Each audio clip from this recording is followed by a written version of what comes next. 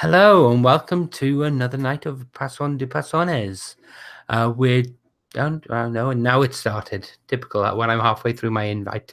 Hello, everyone. Welcome to another session of Pasion de Pasiones, the game of Latin American telenovelas. I'm joined tonight by two returning characters from the first session, as well as a new player who I've yet to play with yet. So we're playing a game on the Gauntlet podcast. The Gauntlet gaming community is a large gaming community that is run off the Gauntlet Hangouts. We have our own forum, we have our own e-zine, we have our own podcasts. It's a huge thing. There's somewhere in the region of 200 games a month. It's crazy. But one of the things it does have is some of the best people, some of the greatest players, and some of the nicest folk. I'm joined by three of them tonight. So without further ado, with further ado, as we are playing on the Gauntlet, one thing I've got to mention right at the start is we are going to be using some basic safety tools. This is an open table game. So if at any point someone feels uncomfortable, needs some time away from the table, needs to take a break, needs to just go and process what's going on, or feels uncomfortable for whatever reason, you're perfectly entitled to say, I just need some time, or I'm not really enjoying this. And at that point, you don't need to justify yourself. You can choose to leave the game or step back. We're also playing with the X card. Now, we are playing a game of melodrama that's based on soap opera.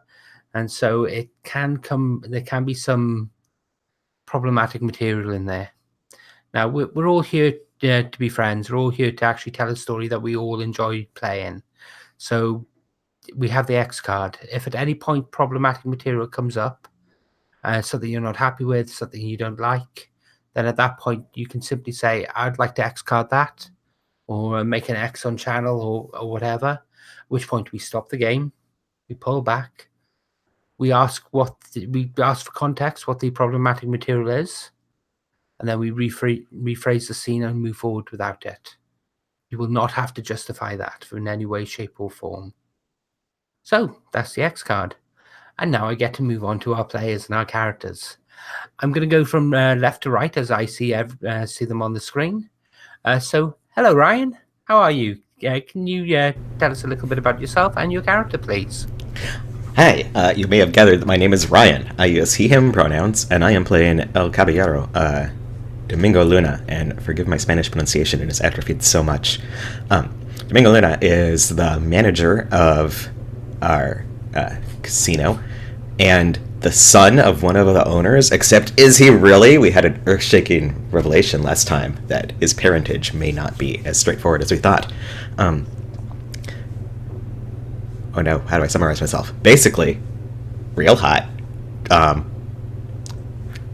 Generally a very stand-up, straightforward guy so far, except that he, at some point in the past, did some mysterious sort of work for our El Jefe, Roberto Ronaldo, who is in shady business of uncertain quantity. So he's got some kind of past that is embodied in the kind of hot scar that he has on his face. And probably also the fact that he's still riding a motorcycle to work. Excellent. Thank you, Ryan. And Sabine, can you tell us a little bit, introduce yourself and tell us a bit about your character, please? Hello, surprisingly, my name is Sabine. I use any pronouns, and today I will be playing Angel de la Vega. Angel de la Vega is el empleado. He is the employee. He works at the casino. He's from the barrio, and that's not a very nice neighborhood, but he works at the casino, so he has a stylish suit that suits him very well, actually. Angel is a bit naive, very enthusiastic, mostly about Domingo, but also maybe about El Jefe, who is weirdly attractive for an older guy. But Domingo is really nice. And last session, he overheard some goons, thugs, saying that they were planning a thing at the casino and that they had to take out Domingo, and now he's in a bit of a panic to save Domingo from being taken out.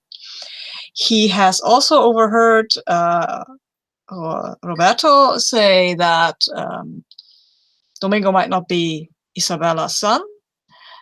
And I think he is not quite aware that there is this Carmen Cruz character who might be who Isabella is. Isabella, yes, Isabella is interested in marrying to Domingo. I think that's a fact that he doesn't know. But she's a very famous actress. Thank you. And with that said, we have a new player. Stephen, would you introduce yourself and can you tell us a little bit about your character, please? Hey, sorry about the my camera isn't working, so I had to log on with this man with corgi ears. But yes, I am playing La Belleza. What did I name him? Nicolas Castillo.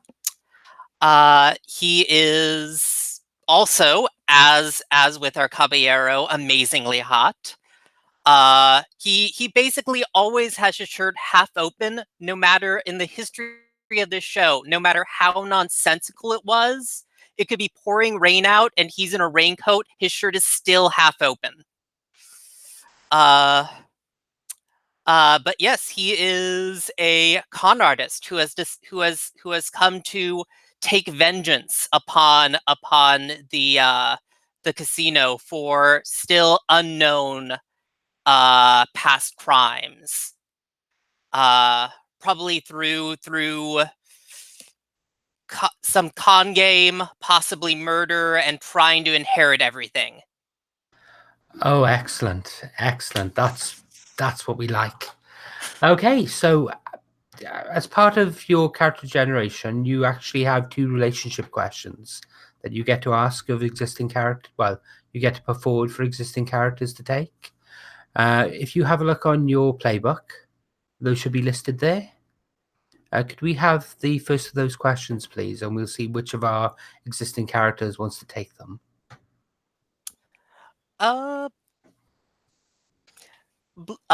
Blank has seen you cry. What was it about?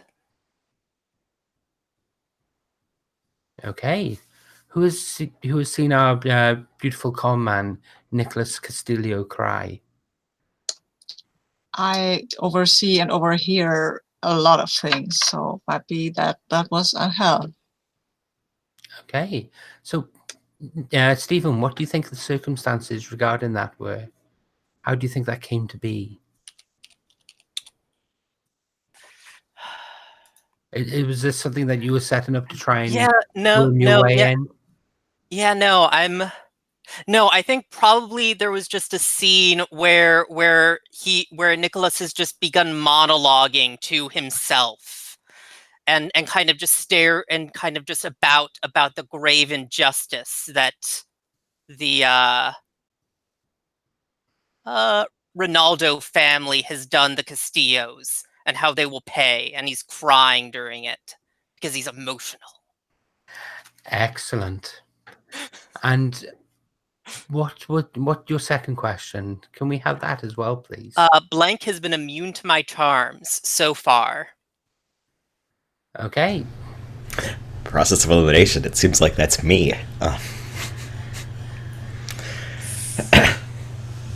Okay. So far, though.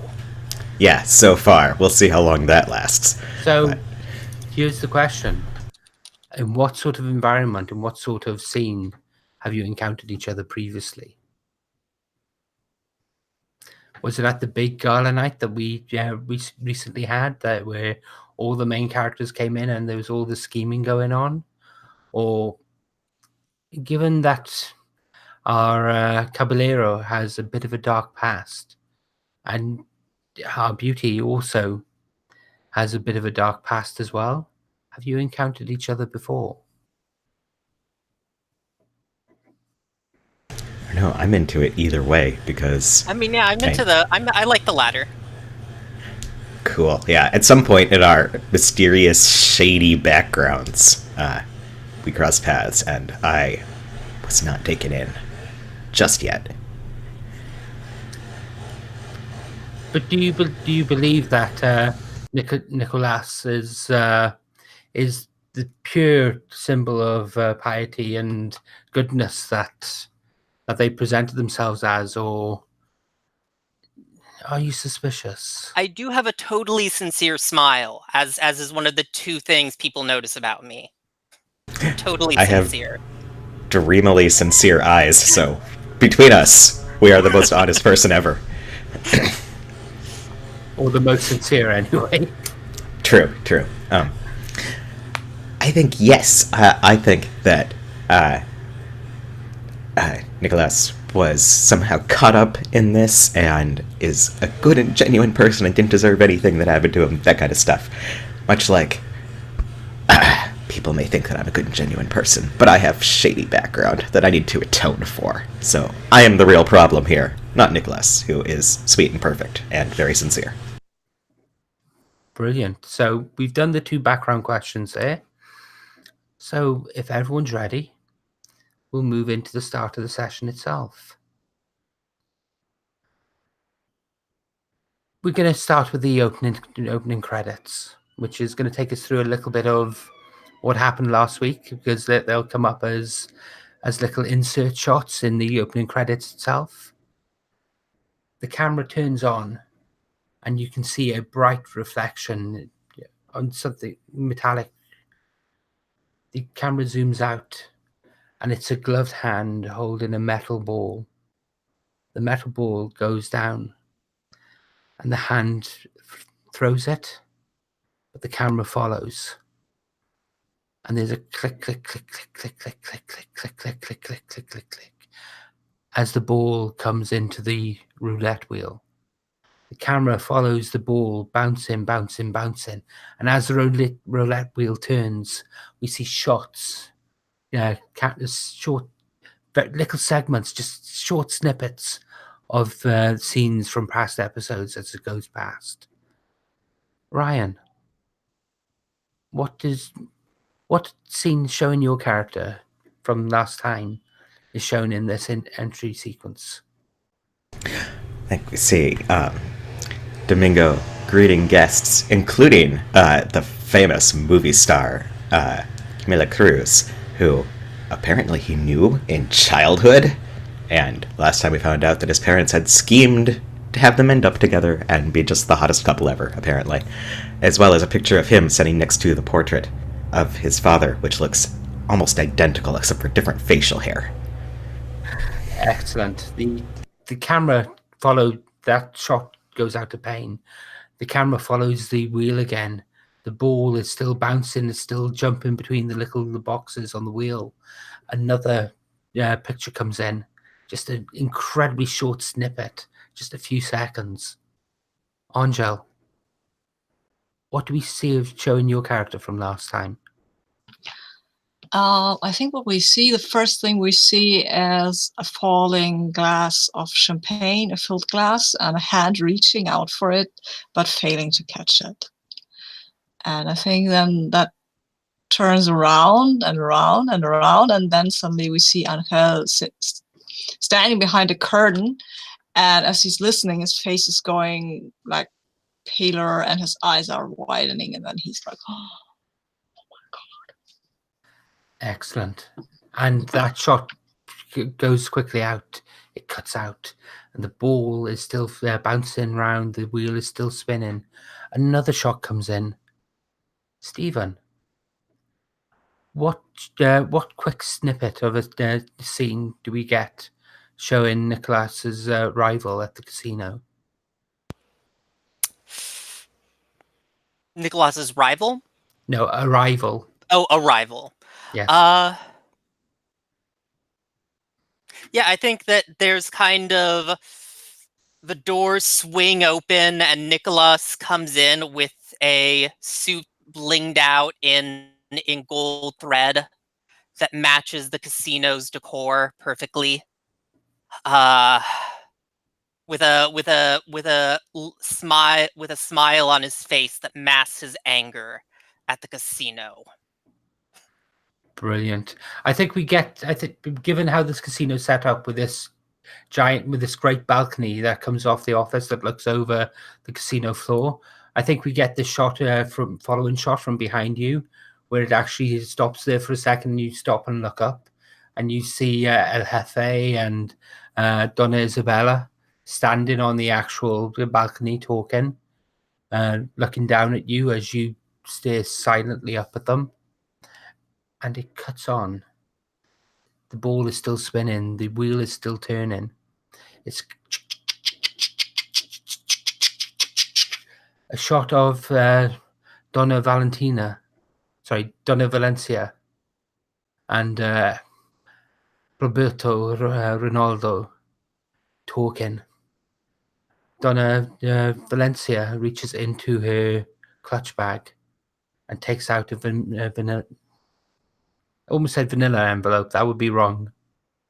Takes out a brown envelope, a brown file, and puts it down. Takes out a document, a birth certificate, and pushes it at Manila. Thank you very much, Sabine. Not vanilla at all. Vanilla would be nice, but and pushes it across the table, and the camera zooms in on the birth certificate before cutting. The wheel spins. It starts to slow. The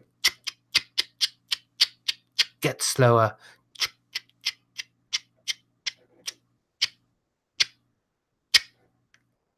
And the ball comes round into view, and it's sitting on black 13, and the titles come up. The wheel always spins.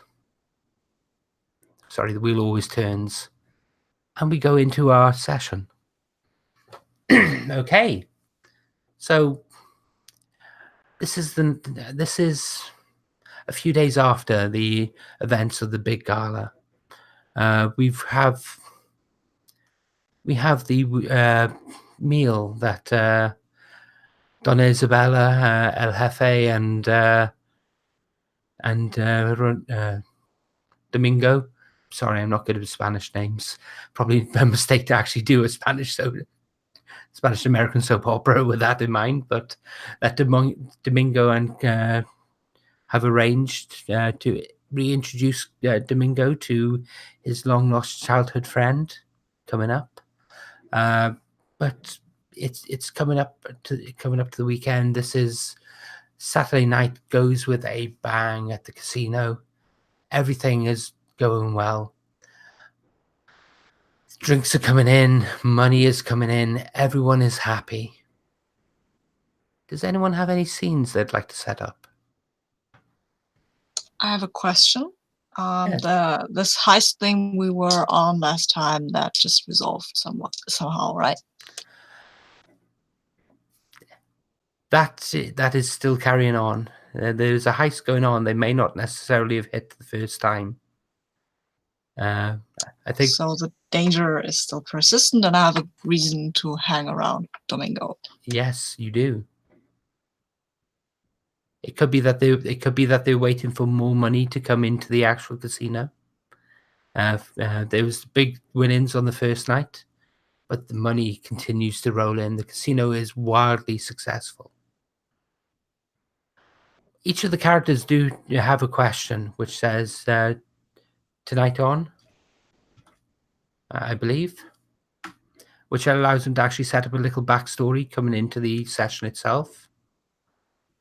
So I'm going to go through each of the characters in turn and ask you to read out that question and tell me what the answer to that question is.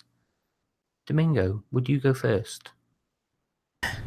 Mine is still, you're here to right a wrong. Someone has broken laws, either yours or society's. Who are they? What have they done? And what are you going to do about it? And I think it probably still comes down to that Roberto Ronaldo must have some shady business that's keeping him involved in this casino. And I know the shoe is going to drop. And I'm probably going to get tied up in it. But I need to protect the people here from getting caught up in his web of deceit and crime. Excellent, thank you. Sabine, what is your question for tonight?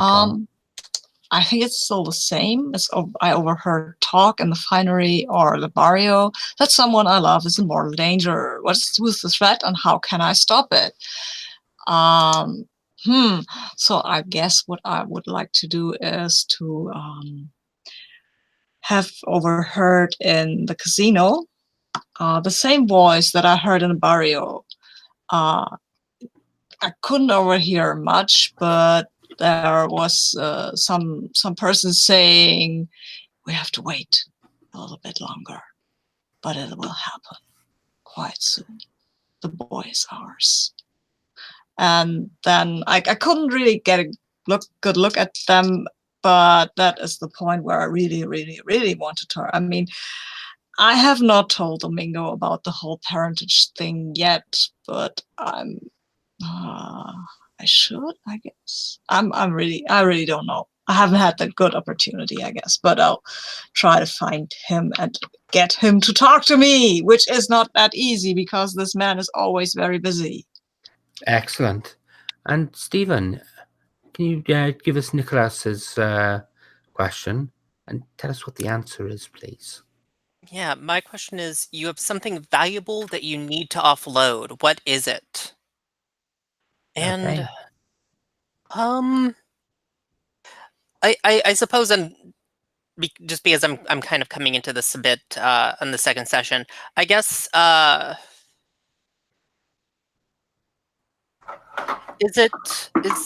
would some sort of like the original business contract, the original contract that marked the founding of the casino. Oh, yes. Nice. Very much so. Okay, so I like that. I like that a lot. Okay, so with that said, Ryan, well, this goes out to the entire table. I've asked if anyone would like to set up any scenes. Are there any scenes anyone would like to do before I start introducing scenes myself? Yeah, I would like to have a scene with Domingo where I try to catch him. Maybe I won't, but I would like to have a scene where I try to get him to talk to me. Okay, and is this in the casino or is this outside this casino? It's probably in the casino. I mean, I can't really go to his home where he lives at home because there's his mother and she's kind of, I want to avoid her. She's weird. I mean, Okay. not that I have anything against the old lady, but she looks at me funny. I mean, I think maybe she thinks I'm not a good sort or something. Excellent. So, how do you imagine the scene being staged? Huh. Is this during the casino opening hours, or is this Maybe after or before the casino opens? I think it would be, well, during the opening hours. In my experience, I can't get hold of him because he's busy. So I think I'll try to catch him after. Okay, so Domingo, where are you? Do you have an office? Are you in your office? Oh, I probably am in my office tidying up the paperwork because there are a lot of things that happen for grand reopenings of casinos, and I need to make sure it's all done correctly, or we're gonna have so many problems a month from now. Okay, so Angel, the floor is yours. Okay, so Angel will come and shyly, excuse me, Senor Luna. Oh, it's unlocked. Come in. Yes, thank you. Hi. I've been wondering if I could maybe, I don't know, talk to you. It's kind of personal, I guess. Topeka puts down a stack of papers he's been holding and looks at Angel with his dreamily sincere eyes. And just gestures like, seat. Oh, of course. Seat. And suddenly you have his full attention. And after a second, I will realize that I shouldn't stop staring at his dreamily sincere eyes. Instead, I will sit down and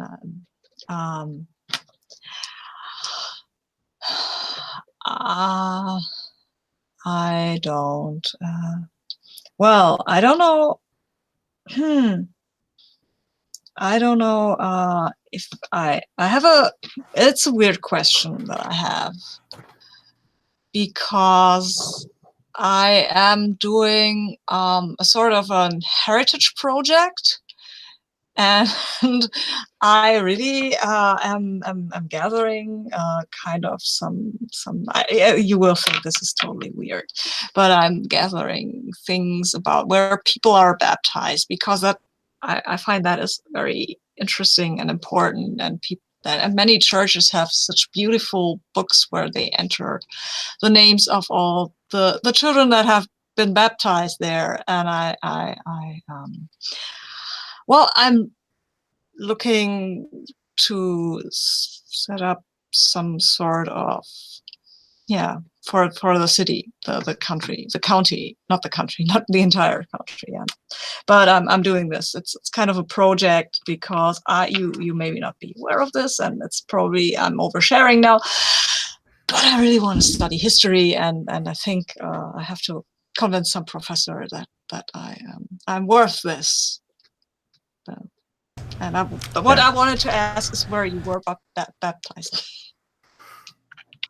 Alright, your name's Angel, not mine.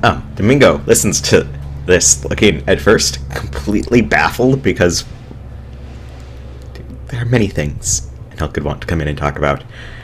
Baptismal records was not on the list of things he thought might come up, but Angel confesses that this is because he's got a deep-seated urge to become a historian. Domingo could not deny anyone their dreams. You could see kind of brighten a little bit. Like, well, of course, I don't have baptismal records with me at the moment, obviously, but I find them, I'm sure. Well, it's not really that important. I just wondered. Yes.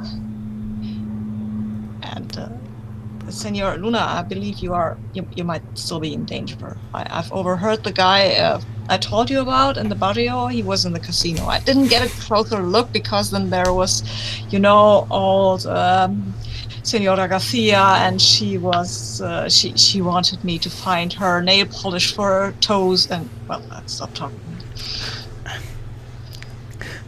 Senora Garcia, yes, well, now, thank you for indulging her. It's my job. Yes. So at this point, do you say anything? Do you stand up to leave, or what No, happens?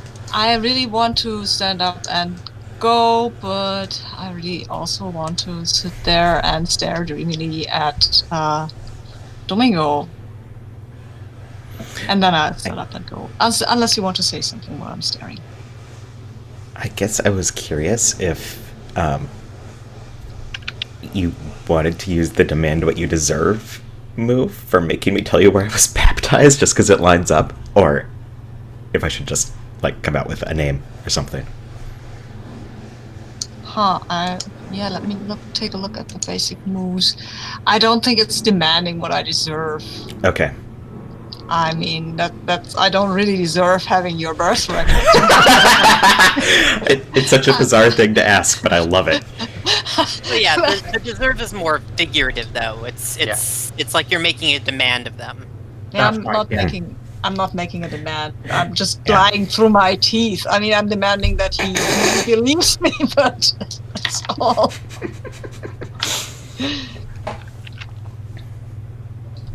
Okay. So you stand up, and you go to the door, and you pull the door open, and you take that moment to turn and look back, and this office is beautifully laid out. There is gold and burnished metals everywhere. There is white marble.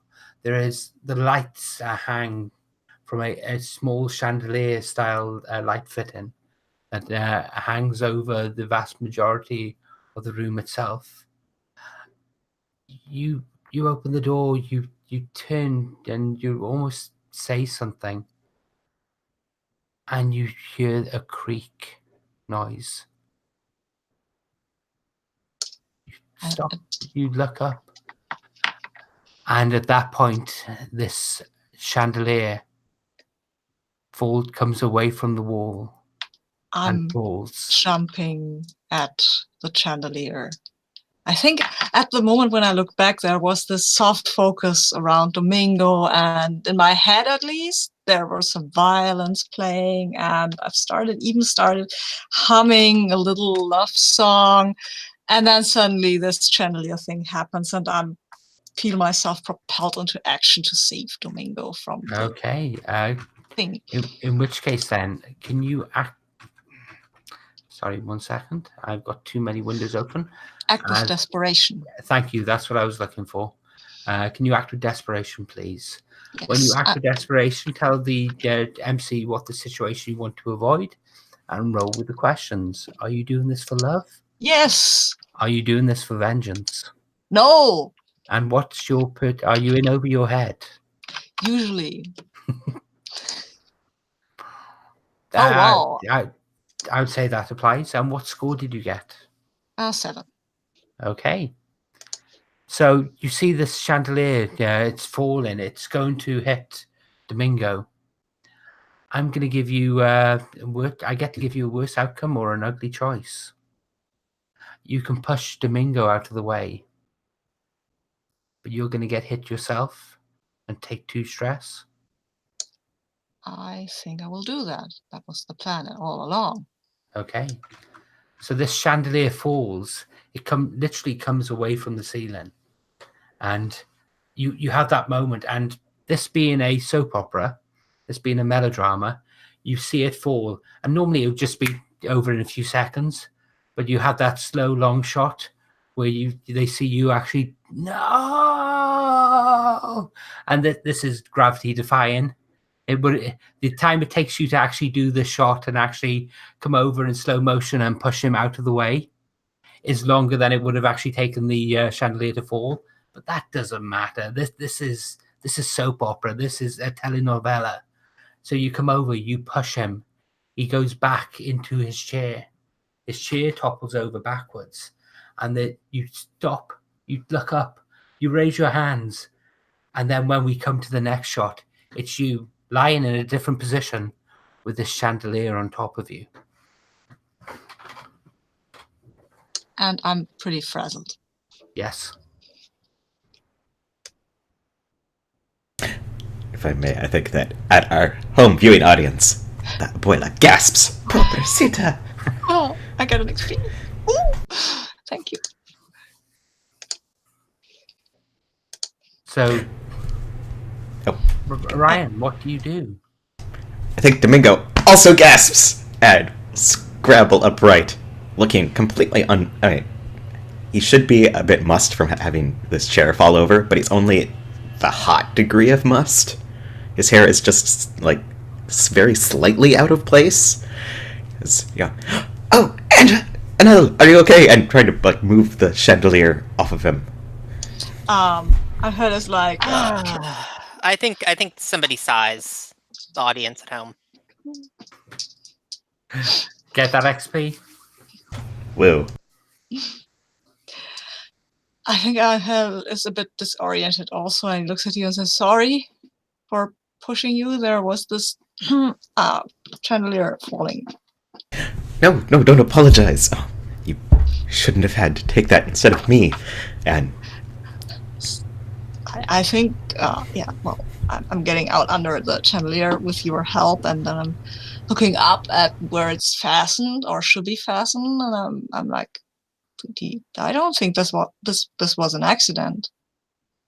And at that point, I think we cut to a man, the same man with no neck that we saw in the uniform of the casino, walking down the stairs and actually walking around the corner away from the office. And then it cuts back to you two. But that's not the guy with no neck who is Roberto's bodyguard. Sorry. No, it was the man who was infiltrating with the pistol. Sorry, you're quite right. So so this man that we saw last time, only briefly in a scene, we see him stand up, put a wrench back into his back, put down his uniform top, which completely hides it, magically almost, in fact, and then move out of frame. So it cuts back to the office. Domingo is helping Angel up, and probably doesn't need to be touching him for this, but is, because that's hot. Yeah, kind of dust him off. Like, are you okay? I know parts of that were sharp. And just kind of checking to make sure that Angel didn't get cut at all by having this glass chandelier fall on him. I think he got cut a little, at least, at the upper arm or something, so he has to take off his shirt. Because, hot bandaging scene or something like that. I think there's a you look at the shirt, and over where the heart is, there's a little red dot that starts expanding. Ugh. And expanding. I think maybe we should look at that. And I think we're going to cut away from that scene there. No, wait, that's an interesting scene. I'm sorry, I'm the audience. Right, this game doesn't have a when you tend to someone's wounds with possible hot subtext move, but yeah, that happens, even if we cut away. So we cut away, and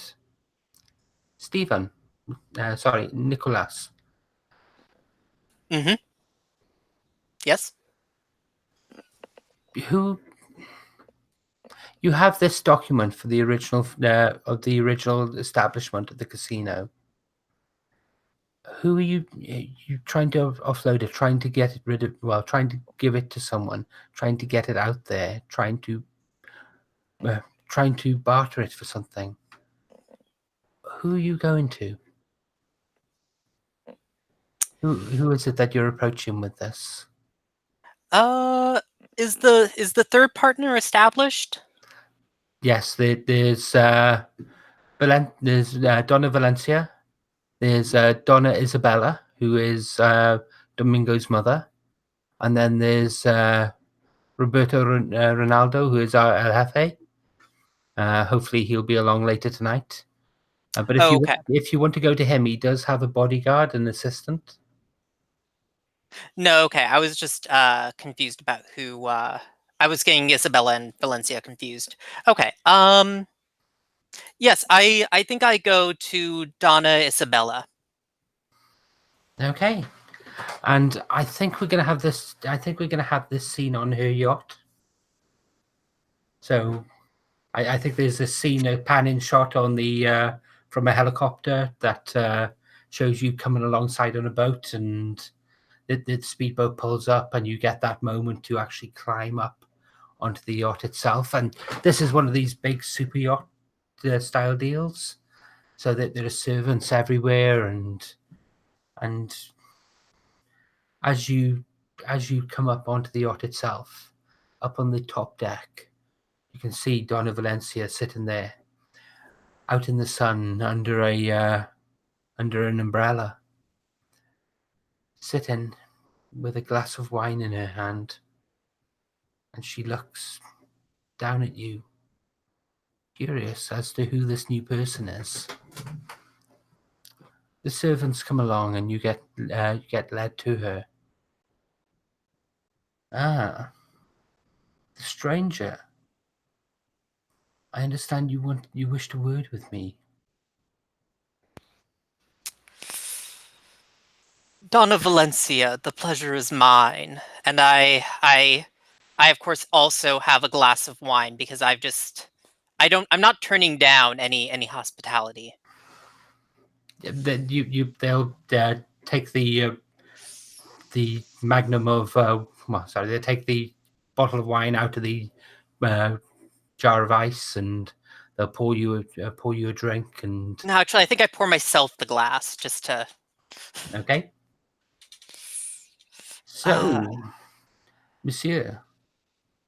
No, Monsieur, that's the wrong one. Signor. I keep on doing that. I keep on substituting French for it. Signor. How may I help you this day? My friends tell me that you have something that I possibly could want. Of course, of course. It's not a matter of how you can help me. It's a matter of how I can be of aid to you in this little in your with the problem with the problem of uh You've met my Roberto Ronaldo. and there we have it. You have met my dear Ronaldo, my dear Roberto. He is such a stalwart. He keeps me strong. He has always been at our side in all the dark times, and he has always helped us get through. You say he's the problem? How do you say? He has always been a grand friend to me and my family. So you say, but I have here, and I draw out a few pages of the original contract. A document that reveals that he should not be the controlling shareholder of the casino.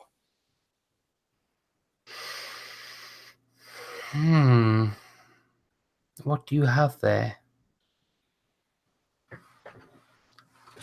What do you have that says such things? Of my dear Roberto. A contract drawn up by, and her husband is dead, right? That's right. Yes. A contract drawn up by your late husband's lawyer, who also strangely turned up dead soon before Senor Ronaldo rose to power in the Casino Royale. My husband's lawyer? You and I were good friends. Are you saying that Roberto had something to do with this? Well, and just to kind of get a set question, how much leeway do I have here with like saying what's in the contract? You have total leeway and say what's in the contract. You also get to say whether at the end whether it's actually real or fake. Okay. I have a contract that says Ronaldo sold the shares of the company shortly before your husband died to your husband shortly before he died. That cannot be true. My dear Ronaldo would never lie to me in such a way. I know. It can be hard to believe. That's why I ask you now to help you further. To grant me a position of some sort at the casino, a manager or something along those lines, and I can investigate this matter on your behalf. A mole in Ronaldo's empire. I think you're demanding what you deserve at that point. Yeah. Okay, so the questions for that are you offering something of value in return? Yes. I think definitely you are in this instance. The second one is, do they love you in this moment? I don't think so, no. No, neither do I. But you also have your own move as well.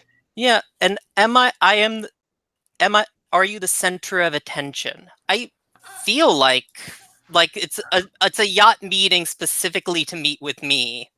That's I feel right, like I'm the center. Yes, I would agree as well. All eyes are on you. All eyes that matter. So game +2 to the move.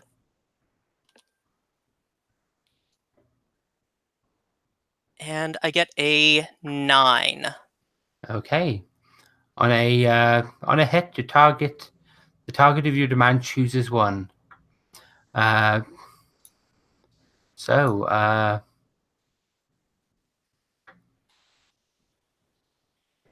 okay, I'm going to concede to your will. So, given that this is an NPC, they don't gain leverage. So you're going to get what you want. So, my dear Senor Castillo, what you say concerns me. It concerns me greatly. That my dear loyal Roberto could have done this.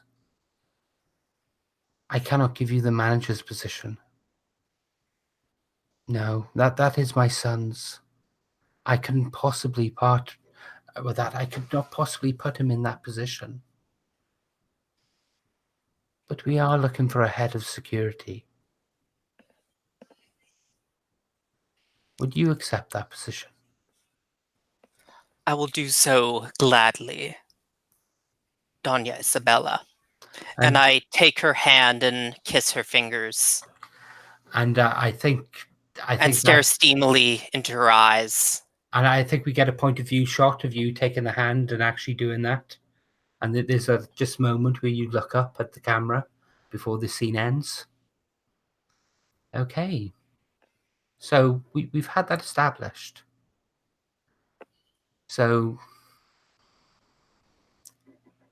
Ryan, is there any scenes you'd like to establish?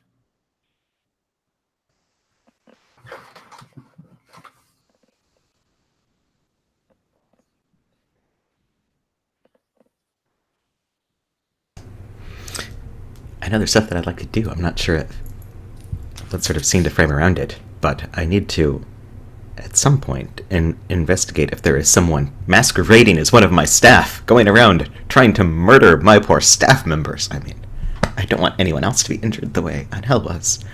That's probably just like cuts between scenes or something of Domingo, like very hotly sneaking around, but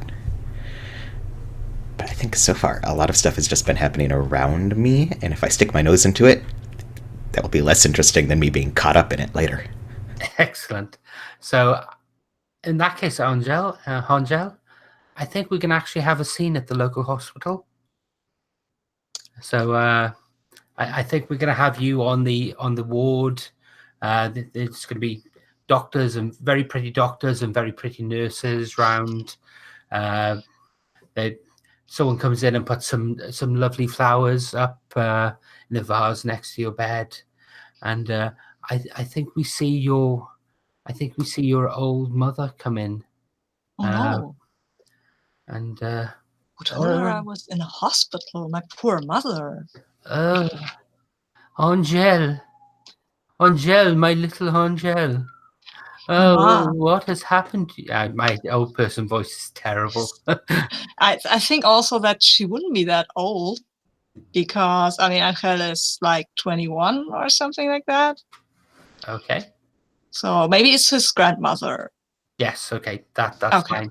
So your old you Donita? No, Donita's the younger Abuela. Abuela. Thank you. Abuela.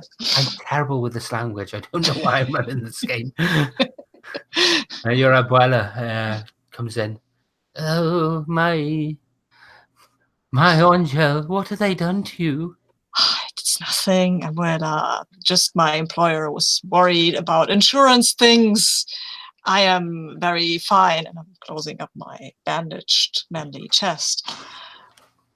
Oh, and she takes out a tissue and handkerchief and Don't cry, Abuela. It's going to be all right. Nothing happened.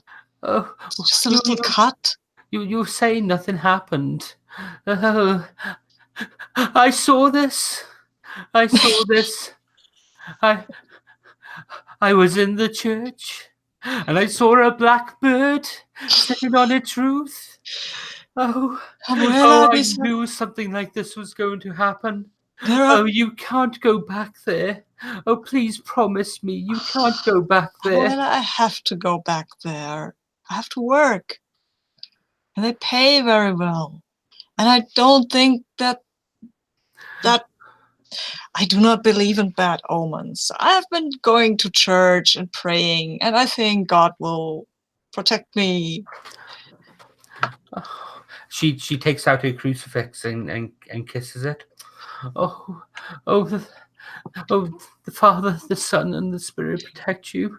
Oh, but no, I've seen it. And the Virgin. And the Virgin. And I've seen it. There is a doom on that house. And she points out the window, and we've got a lovely framing shot from your hospital room up the hill to the actual casino at the top.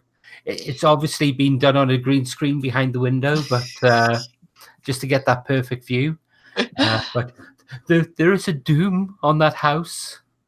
There is a doom. Then I absolutely have to go back there. There is a person there I care very much about, and they can't be hurt. I think that's... Jesus tells us to protect our neighbors. Oh, you always were such a good young boy. Oh, she reaches out and grabs your hand. Yes, No. I hug her. It's going to be all right, Abuela. Really, it is. And one of the young people who one of your younger cousins who hangs around with her comes and escorts her out. And you can hear as she's going down the hallway, there's, oh, it's a sign! No! There is a doom on this room. Well, it's a good thing that I'm leaving the room. Anyway, I have some investigation of my own to do at this church where Domingo was baptized. Yes. Did you get the name of the church? Yes, I did. Yes, I totally gave a name of a local church that exists. It's something. It's like something like San Cristian or something, or we'll come up with an elaborate name later. Mm-hmm. So set the scene. You're released from hospital. Do you have your own car or do you take public transport? I think I have some sort of motor, not a cool motorcycle, but like one of these little things that make pop, pop, pop, pop, pop noises. So, motor scooter. Yes, something like that. Okay. And I think as you pull out on your motor scooter, we see a car. We get the shot from low down, and you pull past the car, and the lights turn on the car, and it pulls out onto the road behind you. Ooh. Oh, nice. I don't see that, I guess. No, not yet. Not unless you... No. I wouldn't want to see that. I don't believe the danger is to Domingo, not to myself. Okay.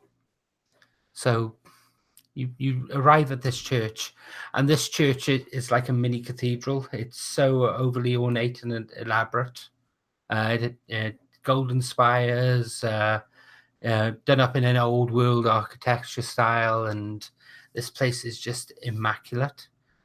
And as you walk in, there's this huge vaulted arches, and you've got this lovely shot where you've got the choir down the end actually singing while a small service goes in as you walk in, and you can see that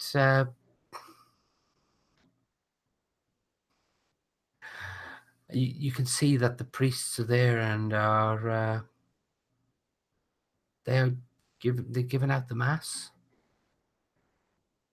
and the supplicants, the people who have come to worship, have already lined up. Well, I'm a Catholic person, so I, of course, will not interrupt and do whatever a Catholic person would do. I have no idea what a Catholic person would do. I am not one of them. Do you join to receive the Eucharist? If that's appropriate. He says, as someone who was raised as a Baptist and has no idea what Catholic ceremonies are actually like. Okay. The each of the individuals come forward, and you've got these young women with their veils on, and they'll come forward and kneel before the priest, and they'll take a sip of the cup and be given a wafer, which they take. And this priest is an older man, but oh my God, he is gorgeous. He is absolutely drop dead gorgeous. He has long flowing locks. He has a neat tight beard. In the right setting, you would look at him, you'd think this was an older version of Christ himself. The way he's framed as you come to kneel before him to receive the wine and wafer. There's that moment where the light's actually coming down through the stained glass window, comes behind him and illuminates his head almost in a halo. Rise, child. And he reaches down to help you up. I will rise, of course, when it's appropriate. You are not a normal parishioner here. I do not think I've seen you before. No, Father, I am not. I have actually come by to ask some questions, but of course I'm willing to wait. I will be finishing off the mass. Then I will be taking.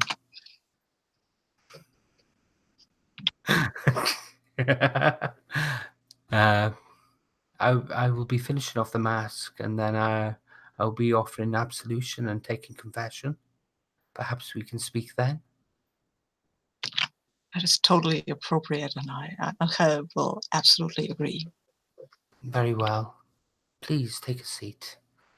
And he goes through the few remaining members of his church that come in, receive the Eucharist, and he will step over to the confession booth and step within and pull the door closed. And you can see the little slat inside goes up with the veil between, the mesh between. And he is currently sitting in the confessional booth. Well, since it's a confessional booth, and Angel is a Catholic person who believes in the whole thing, he will start, "Forgive me, Father, for I have sinned." And then he will, of course, confess that he has lusted after Domingo. Oh, okay. In which case, are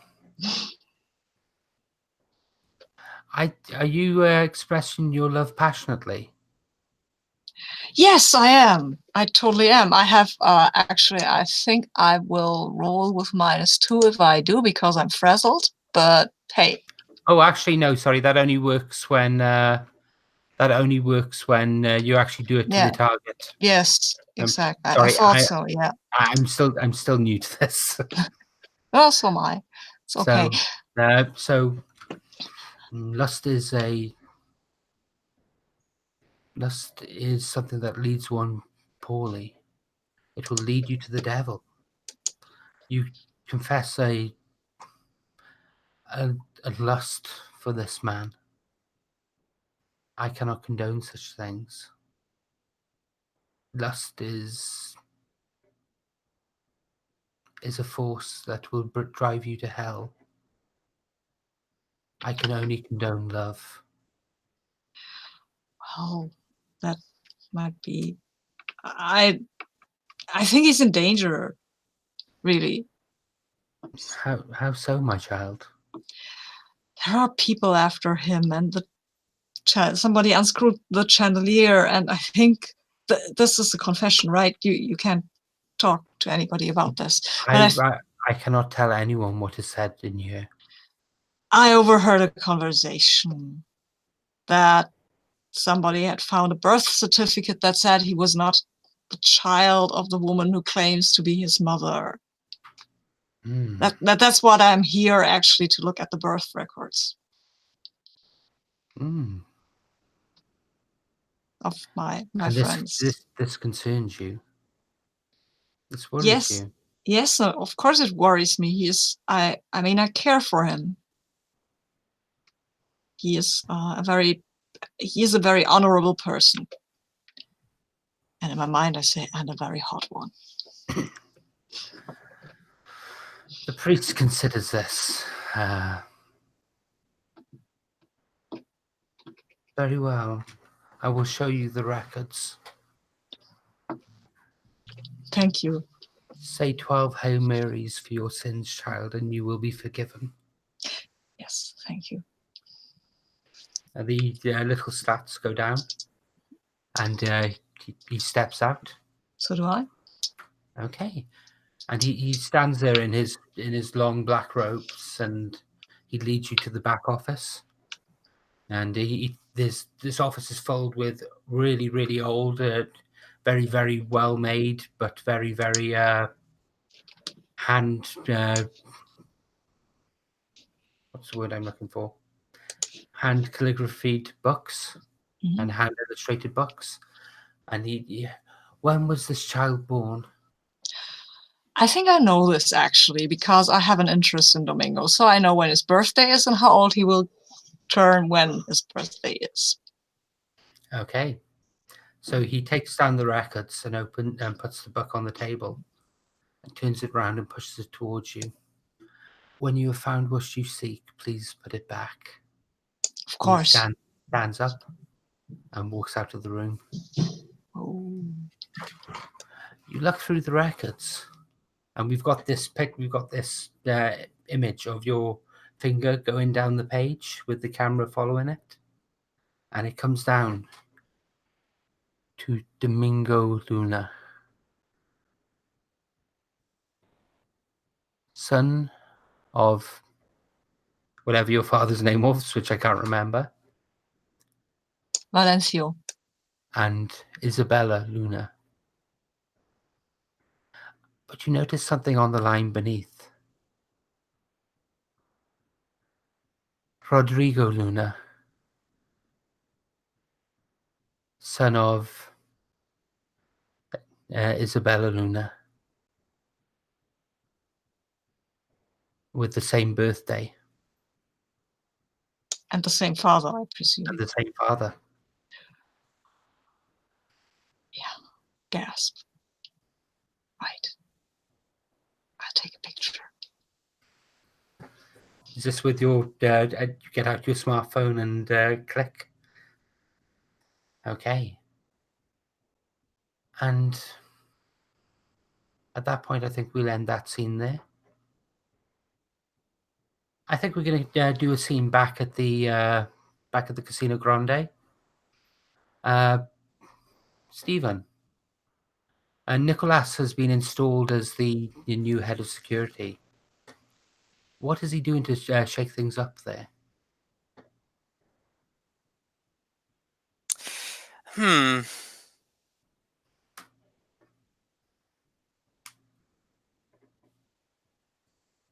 I think he's probably not actually doing that good a job of it.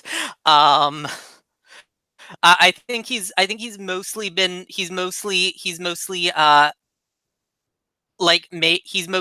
fired several of the guards and created several sort of obvious holes in its security from his new position. Excellent. And has this come to Domingo's ears, or was that directed at? That was directed at you. Oh, has the firing of the guards come to Domingo's ears? Yes. Domingo, how do you feel about the new head of security laying off guards who have been with the casino for a few years? I feel very bad for them because I know that this was a good stable job and they have families and everything. But I will hope that perhaps this is part of a plan that will only make the casino stronger. I haven't quite figured out what the head of security's plans are yet, but I'm sure that he knows his job very well, and I just need some time to get used to him. Okay. So in that case, Nicholas, what are you doing? Are there any scenes you'd like to establish? Oh yeah, no, I think I totally I wanna set up a scene where I quote unquote happen to bump into Domingo as he's going about his job. Brilliant. Okay. So how does that happen? Is this the morning inspections? Is this you looking at the site of the accident or anything along those lines? Uh, is that again? I'm not. Is that directed at me? That's directed at you, yes. Okay. What's the accident? Because The the oh, the, that the the chandelier. chandelier? Yes. Okay. Yeah, no, I'm there smoking a cigarette because I'm the anti-hero. Ex- Excellent. So you're in his office smoking a cigarette, looking at the scene of the accident. Yeah. Okay. And Domingo, you get back to your office. Before you get there, you can smell something in the air. I'm guessing it's one of these flavored cigarettes, one of these expensive ones that you're smoking. Is that Sure, right? yeah. So you Yeah. you follow the scent back to your office, and you see this strikingly beautiful man standing there, smoking in your office. When he comes in, I kind of take the cigarette out and sort of flick it away to the ground. It looks like someone has it out for your life, old friend.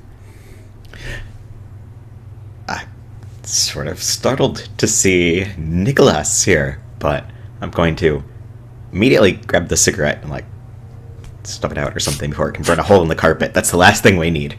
They're like, yeah. Yes, I was going to ask if you had figured out how someone could do this, but I didn't expect to see you here. Let's just say that your mother appreciates your mother appreciates loyalty, and I give my sincere but totally not sincere smile. And I've been very loyal. Mm. Imagine you have.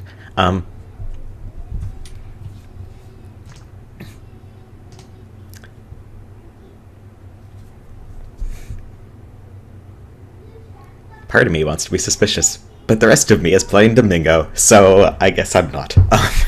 Yes, I go. Get the chandelier, which I imagine has been partly cleaned up, but also partly evidence. I don't know. And hold the ceiling, but I can't imagine why anyone would want to kill me. I mean, I know Angel said that he overheard something, but I was hoping he'd just be caught at the tail end of the wrong conversation. Do you have any information about why or who or what they were hoping to accomplish here? Or how we will keep it from happening again?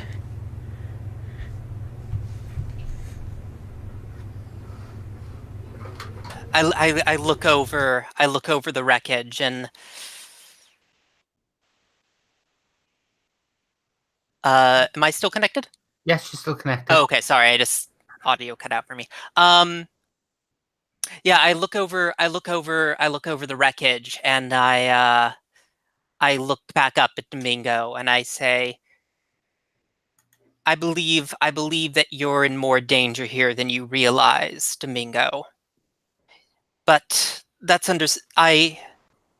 you're not cut out for the darkness and betrayal of this place. And I put my hand on your shoulder. You're too good for this place.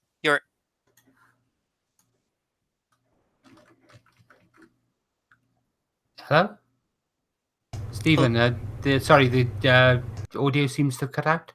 Okay, that's what I thought. Where Yeah. did it cut out? I got "you're too good for this place," and then like "you're blank." So if there's another word after that, I didn't hear it. I mostly expounded on that in a monologue. I put my arm on your shoulder, and I said that you're the one good man here.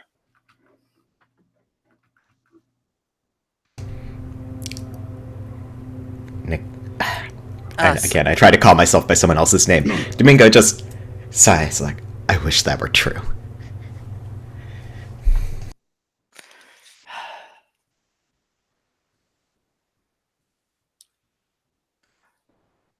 Domingo, I believe that a cleansing will come to this place, and it might not leave any of us. And I kind of shove you against the wall and lean in to say this to make my point, but also just to give some cheesecake for the audience. And I don't know who will be spared. I know that you'll never care about me the way I care about you, but I beg you to leave this place. Am I confessing my feelings? Oh, I think, yeah, I think you're you expressing your love passionately, or Yeah, that's what I meant, expressing my love. That's totally what I took it as. So yes. So here's the thing: are you dressed to impress? I have a suit that always matches the room. I am dressed in a, as I said, a kind of suit like kind of with gold thread with gold thread matching the decor of the casino, and my shirt, as I said, is always just half unbuttoned with my chest exposed. Is it one of those traditional Latin American men hairy chest, or is it the smooth oiled one? No, it's oiled up. It's always oiled up. So yes, I'm going to say that you're dressed to impress. And do they believe that you are single? I mean, you don't. I'd say yes. Like, you have no reason to think I'm with someone right now. yeah, I assume you're single if you're hitting on me. Okay, I'm and warning you, This not hotly. hitting on you. Obviously, You're warning me in the hottest way possible. yes. and are you the center of attention? There's only one person in this room, and their eyes are on you. Yes, you are most definitely the center of attention. So you get +3 for that.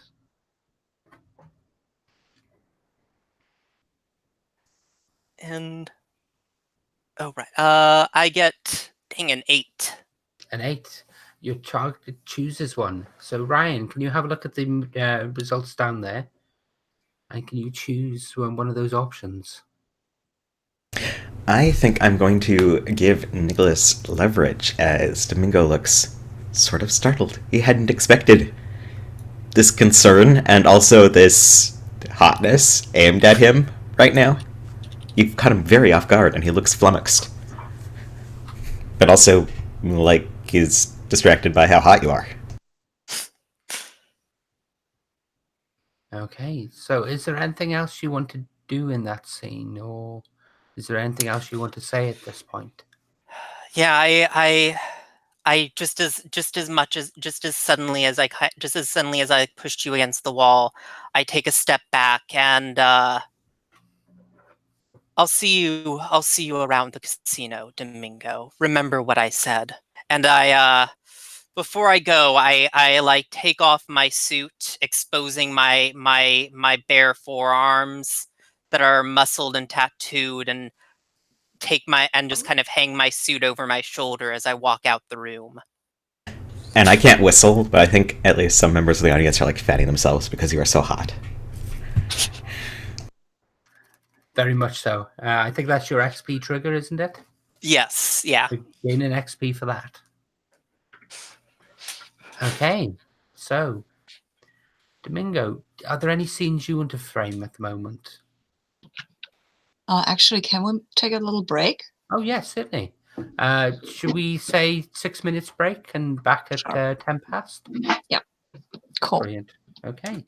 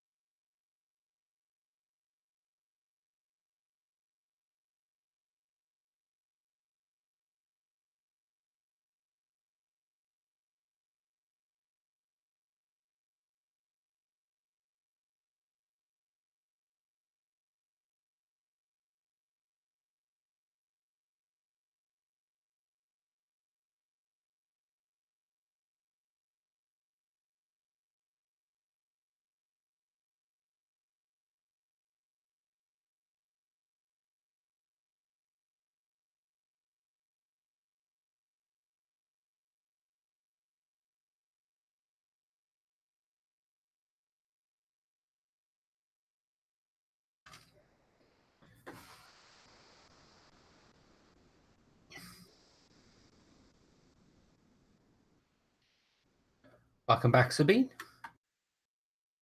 Hello. I have something to drink. I knew there was something I forgot to do. Yeah, well, I just needed a break. Breaks are good. I keep up again to take them at times.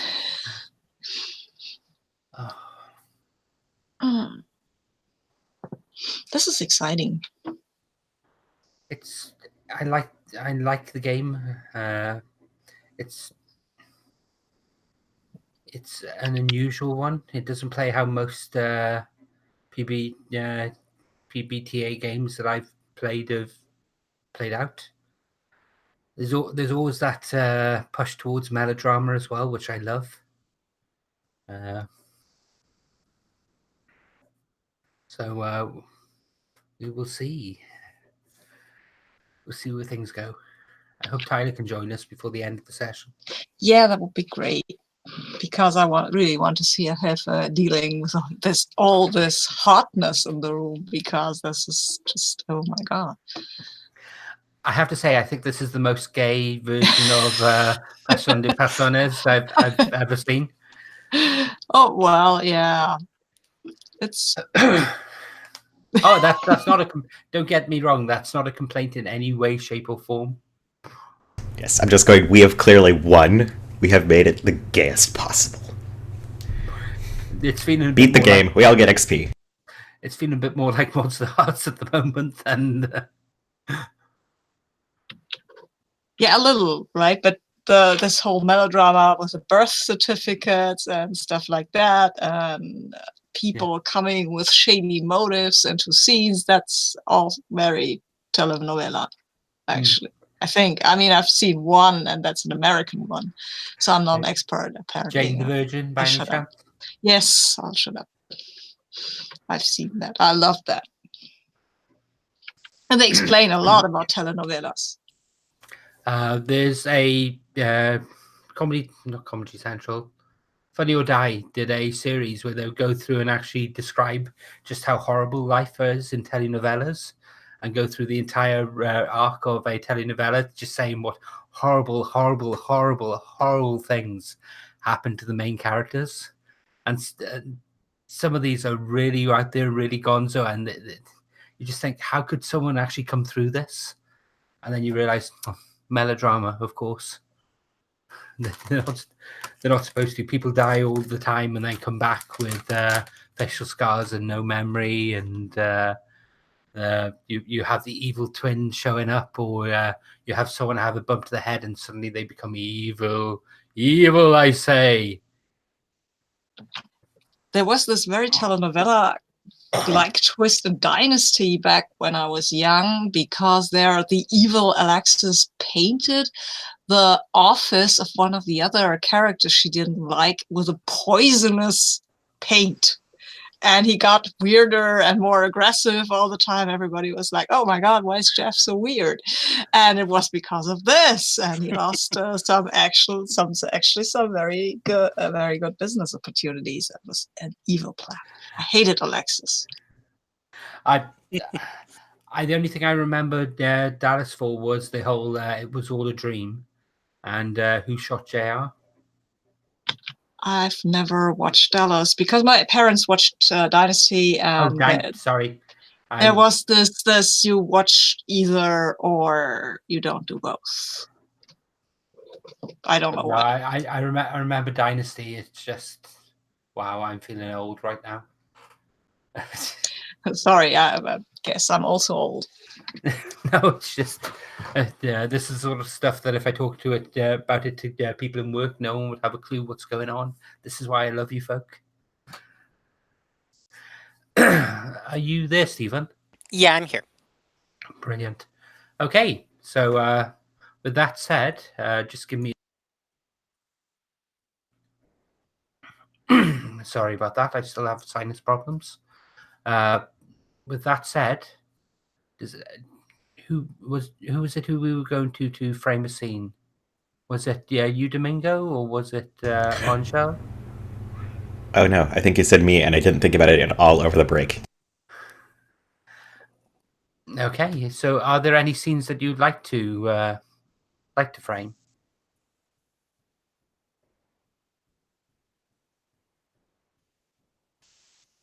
If not, I have another scene for Angel we could go straight into. Do the angel scene, and I will continue to think. Okay. So, Angel, the sun is setting. It is now growing late at night. The sun is dipping behind the hills that overlook this fine city. Actually, no, sorry, it's dipping over the hills. What am I on about? It's dipping into the sea that over there, so that you get this lovely shot of the actual coastline, because we've already established this is a coastal city, because otherwise no boats. And you're driving home from this church. I think there's this lovely shot of this I don't think I'm windswept. driving home. I'm driving to find Domingo. He has to know that he has a twin brother. Okay. So there's this long stretch of winding road going along the beach, and then goes up to the hills and goes back towards the city itself. And as you're there on your scooter, you're driving along, and a car comes up behind you. Its lights are on, but it's not overtaken. It's just there behind you, almost uncomfortably close. I'll drive closer to the right, and then I'll wave at the car to pass me. Like, Angel at this point thinks it's just a confused motorist, right? The car pulls out, but it pulls alongside you rather than pulling past you. I'm trying to look into the car. The windows are tinted. You come up to one of the curves. Come up to the curves by the cliffs, and as you come to that curve, it pulls over sharply. It's trying to push you off the road. Oh, nice. I mean, Angel doesn't think it's nice. I do. I think Angel tries, of course he tries not to get pushed over the cliffs, but I think it's perfect if he does. Okay, in which case, can you act with desperation, please? Of course I can. Act with desperation. I'm not exactly doing this for love, neither am I doing this for vengeance. But you are in over your head. I am so much. Yes! I think they are actually trying to murder me or something, and I have a 12. Oh, okay. 13, actually. Okay. So how do you escape? What do you do? I think I don't really, because I think it would be just very nice if I went over the cliff, but it isn't as steep at that point. So we see the scooter fall down and tumble and explode, probably because motor thingies, if they fall, they have to explode.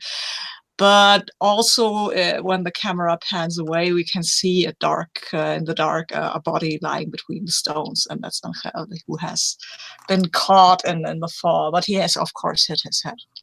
Okay, so he's just lying there, and they probably find the motorcycle before they find him, because it's burning.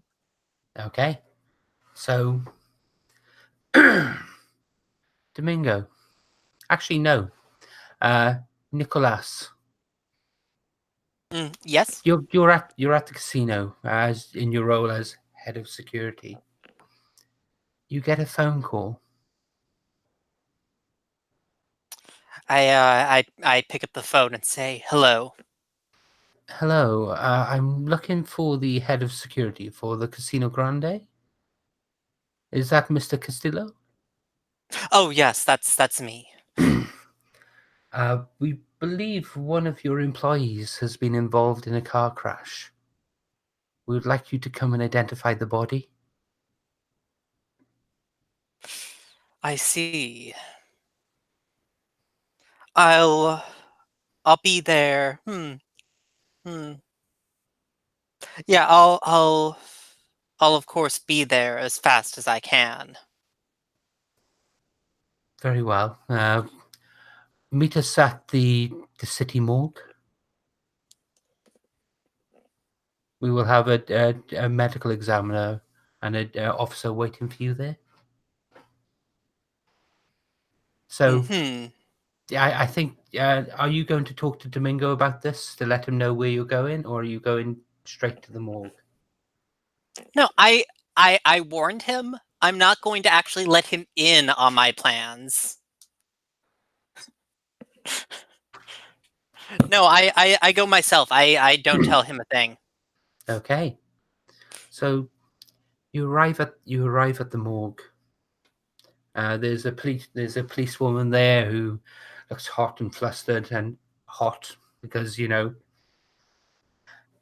she's there in a tight uniform with her hat and a very prominent gun on her side, and she greets you as you come in.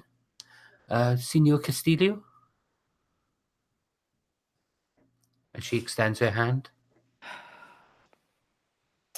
I don't take it, and I just say, I'm here about identifying a body.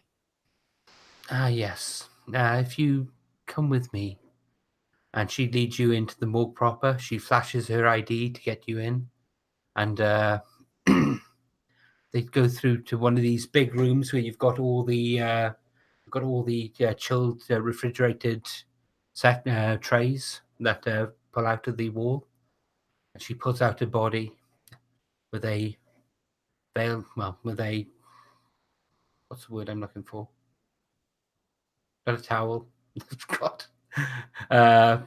With a blanket or the equivalent over it, a sheet over it. Yeah. And she pulls back the sheet, and the body under it is hideously scarred. It's hideously burnt. You can't really make anything out. The plates of the vehicle that was also ablaze matched one of your employees. She looks at her notes. They by the name of Honja.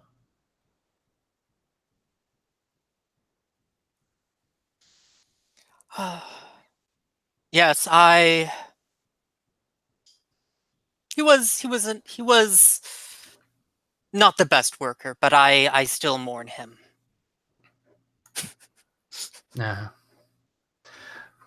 Well, do you know anything about his movements? Was he involved in any sort of trouble? Any sort of gangs? Now that you mention it, I do believe that I had heard word that someone in our casino was perhaps using it as a front for the distribution of drugs. I have been investigating it myself, but perhaps now that you mention it, perhaps this Angel was exactly the casino's drug connection. The officer makes a note of that. That is terrible. Have you managed to stop the supply of drugs through the casino?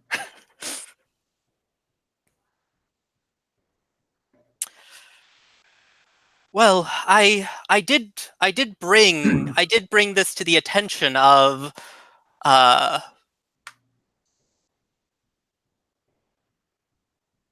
of Mr. Ronaldo, but he's been oddly slow in addressing the issue. In fact, he was the one that said that he would report it to the police. He hasn't spoken to you?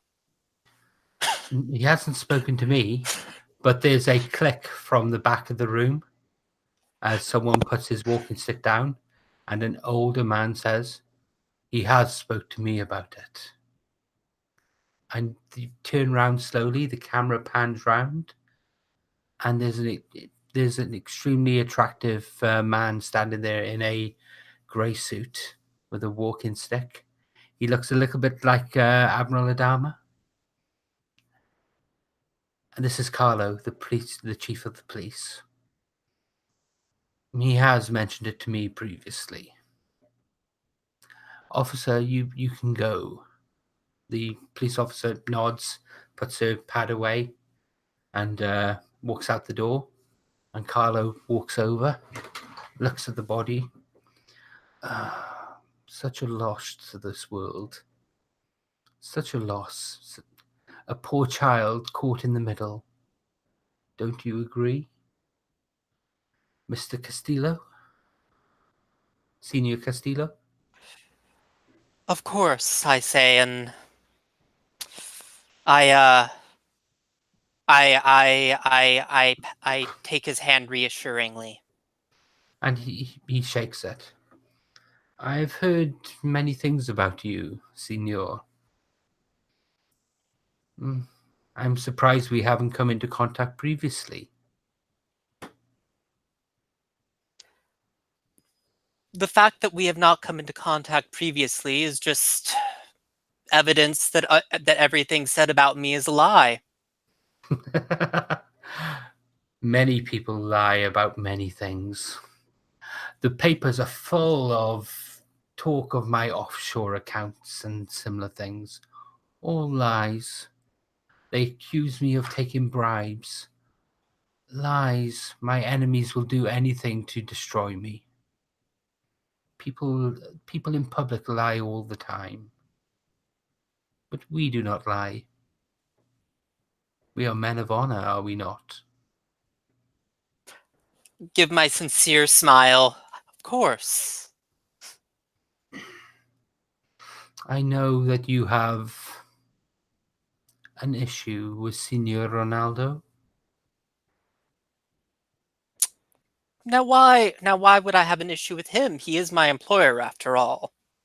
Why indeed? Signor Ronaldo is very highly thought of amongst those in places of influence. He keeps a great many friends in his pocket. He oils the right palms.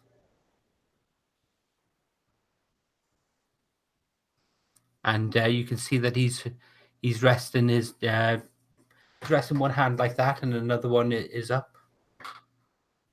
But he also makes enemies. He can only stay in his position so long. He has very interesting financial records. Taxes. For a man who earns as little as him and pays so few taxes as him, he certainly seems to have a lot of money.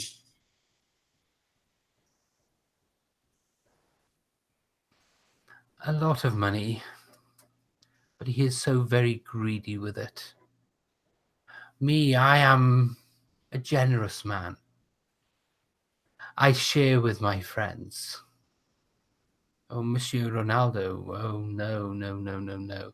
He isn't generous at all. He likes to keep what he has for himself. I'm sure we understand each other. I'm sure that if we were to arrange a change in ownership of the casino, that its wealth could be distributed much more equitably to all those arranged. It is not so much the casino that interests me. I am the chief of police. I am interested in what goes on in the shadows. I'm interested in being re-elected next year. That all takes money. But yes, the casino is a good place to start. My good Nicholas, and he holds out his hand. Would you join me in a venture?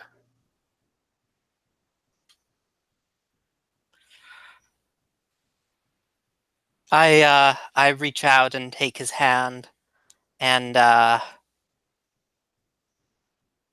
say, it would be my pleasure. Yes, it will. I think the camera cuts at that point. Yep. So,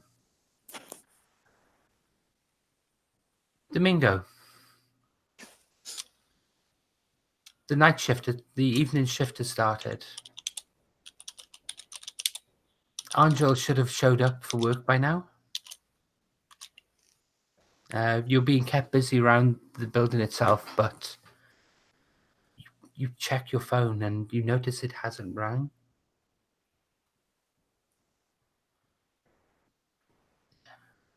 This is vaguely disconcerting. You get a bell that rings downstairs. Your mother is calling you up to the office. Just as I thought to call Helen, ask if everything's okay, because it's not like him to no call, no show to a shift.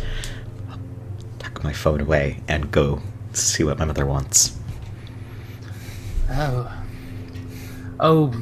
my son, my dutiful son. I'm concerned. You seem to be short of staff tonight. Are there some Yes. that have holidays? No, I know one of them should have been here, but he's not here. I'm worried something might have happened to him. I was going to call when I got your call. Oh, which staff member is that? Oh, Angel de la Vega? Ah, Senor de la Vega. Yes. Don't worry. I will. You are a busy man. I will call and inquire after him for you. Well, I may be busy, but it's my duty to keep track of our employees as the manager. But it is my duty as a mother to help ease your burden. Well, thank you. Do not concern yourself. I will make the phone call. And she goes over to the flip cards that she has on the desk with all the phone numbers in, and starts going through. She picks up one of these old-fashioned phone. Yeah, a Rolodex. Thank you. That's what I was looking for. She picks up one of these old-fashioned phones. It's all gold and ivory and.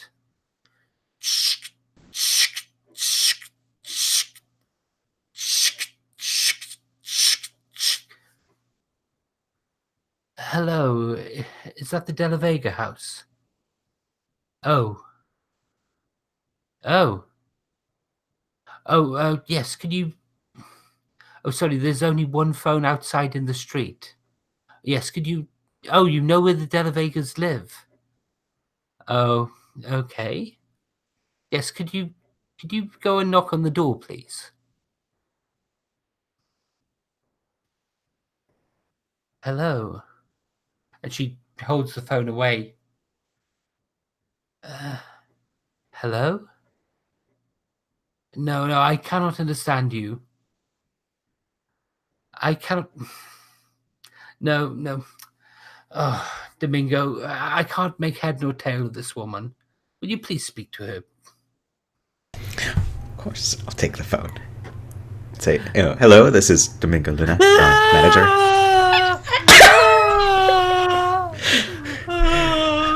Oh, my poor Angel.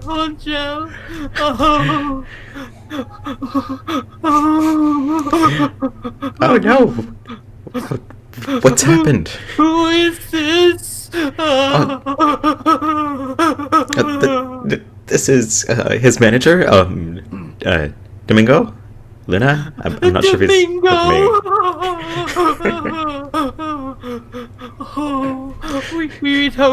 We had hoped when the bell went. We had hoped our dear sweet Angel was ringing to tell us he was fine. But no. Oh no. Oh, I warned him. There was a doom on that place. There is a doom on the casino. Oh, I warned him. Oh, the blackbirds have told me. Oh, they told me. They whispered to me. They whispered that death was coming. Oh, poor Angel. And you can hear, Mama, let me take the phone.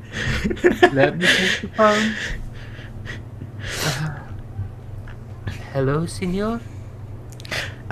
Hello. I'm terribly sorry. I didn't mean to upset her more. It isn't Hel missing? Senor, you have not heard. The voice sighs.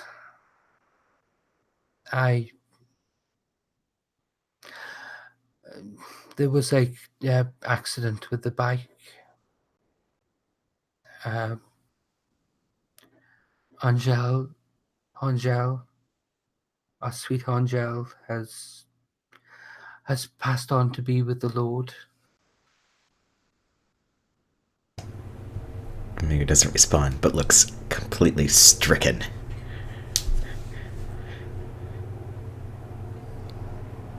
I'm so sorry. Please let me know when the service will be. I'll, of course, want to be there. We will, senor. We will The invite teenage- you. Oh. The teenage daughter is yelling at the screen at this point, like, Domingo, don't give up! Come on, he's still alive! I'm sure he's still alive! I saw the body, and that wasn't Angel!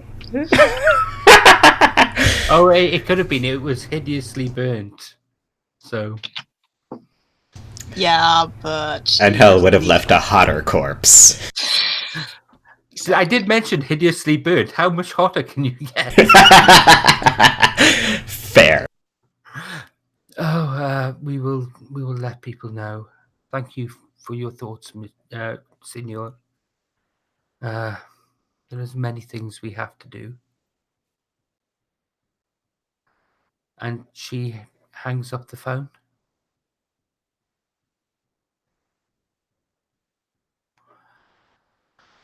Oh. Domingo also hangs up the phone. Heavily.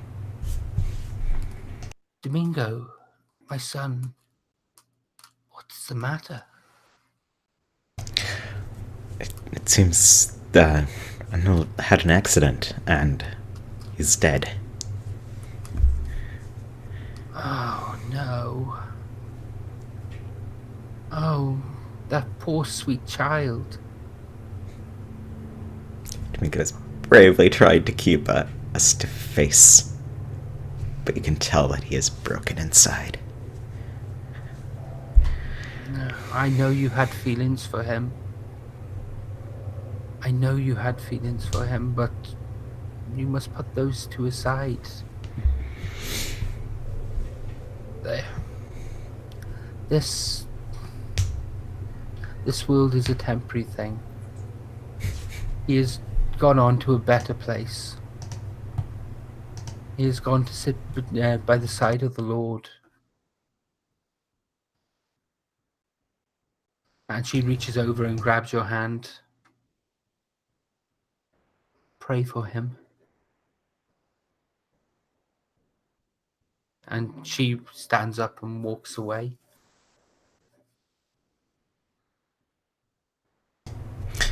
Leaving Domingo alone in this office where it's going, yeah.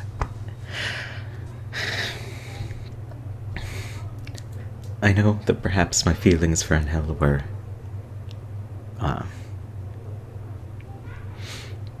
difficult or even misplaced, and I should not be so attached to any of my employees, but he was the best and kindest of all of them, and I'm not sure now how I can continue without him as a guiding hand.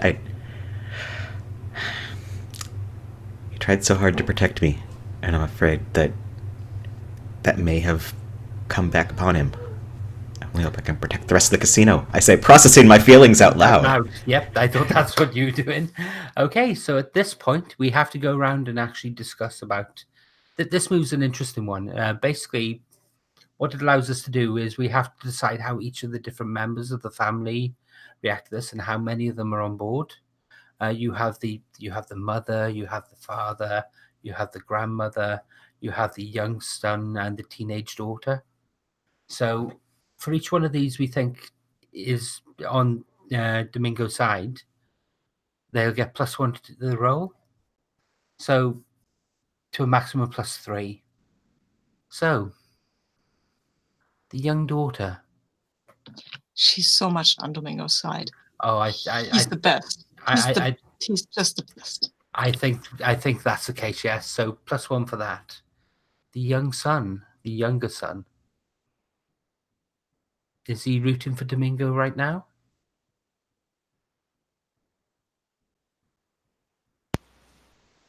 I think this plot line's boring him.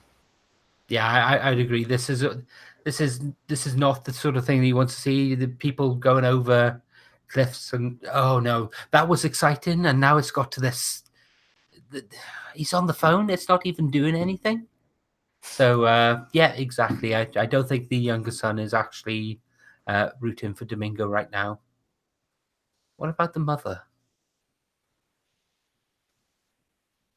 Is the mother rooting for Domingo? Does she want to see them together? Or is she more interested in Domingo actually hooking up with this new hot head of security that has come in?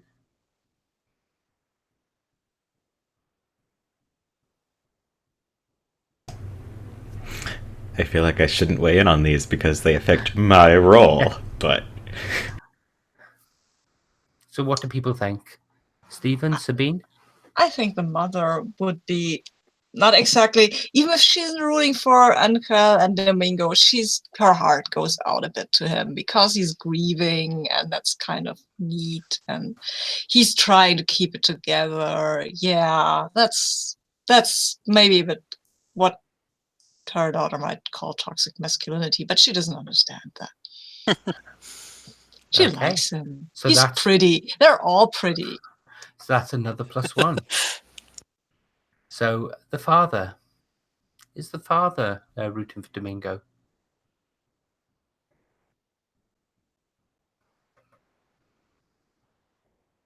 Given by the vast silence that we're actually getting here, I'm suspecting that he probably isn't. So I think the father is waiting for gunfights or something. in which case, then the grandmother. Angel obviously didn't listen to his grandmother. She knew something like this was going to happen. This could have all been avoided, I think. But how does that? That isn't Domingo's fault, right? No. I mean, oh my God. So is she rooting for Domingo to actually come through this? And I think she's rooting for Angel to come back. Okay. Or yeah. Which isn't the same thing. Not So really, no. I would say you get +2 to this roll, Ryan. That sounds fair. 'Cause that jives totally with how I'd been played the Abuela. Oh my goodness, I got a 14. Wow, people are rolling hot tonight. Okay. So on a 14, when you process your feelings out loud, on a hit, choose one. On a 1 second, on a 10+, set the scene where you follow that information immediately. So you get to choose one. The audience reveals a crucial event going on outside your view. The audience tells you how you might find love with a partner of your choosing. The audience tells you how you might get X to Y. Which of those would you like? I want the audience to reveal a crucial event going on out of view, since Domingo has been completely unaware of most of the goings on. Okay. So what do we think is going on here, folk? So what do we think linked to this, to the death of Angel, do we think is actually going on in the background, out of view? Well, maybe we could do something with this oddly, perfectly looking priest. Okay. So what do we think the priest's doing? Did the priest sell out to Angel? Are you locked up in the chancery? Okay, brilliant. So are we having this as proper cells, or is this a case of chained to a bed, or Actually, no, that can go dangerous places. How we imagine this? Are you locked in a room? Is Angel locked in a room, or something similar, or is it down in the dungeons and in the catacombs under the church, or? I like that. I like that. And maybe he's lying on the bed, still unconscious. The room, I think the room's lit by just a single candle. Ooh, nice. So we see Angel alive and well, asleep, not moving. But we see his chest rise and fall, rise and fall. And we see from behind Domingo step up to briefly eclipse the candlelight. And as he turns, we see his face is unmarred by that little scar that goes down Domingo's face. And we know that Rodrigo has Angel. So, Ryan, you get to set the scene where you act on that information and get +1 forward.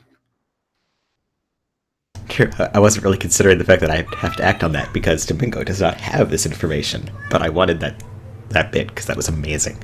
I think Domingo, knowing perhaps somewhere deep in his soul that maybe Adhel is not dead, or maybe that's just denial talking, is to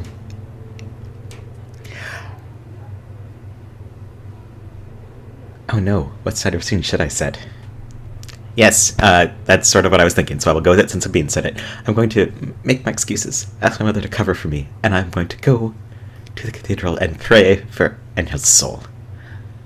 Excellent. Okay. So, do you want to do that scene now, or would you like to do that scene in a minute after someone else has had a scene between? Yeah, I know it says immediately, but I think I'd rather do it in a minute, because I want to see what other people are up to. Okay. So, Nicholas, Mm-hmm. you've Yes. had this meeting with the chief of police, with Carlos. What are you doing afterwards? Is there a place you need to be? Is there something you need to do? Hmm.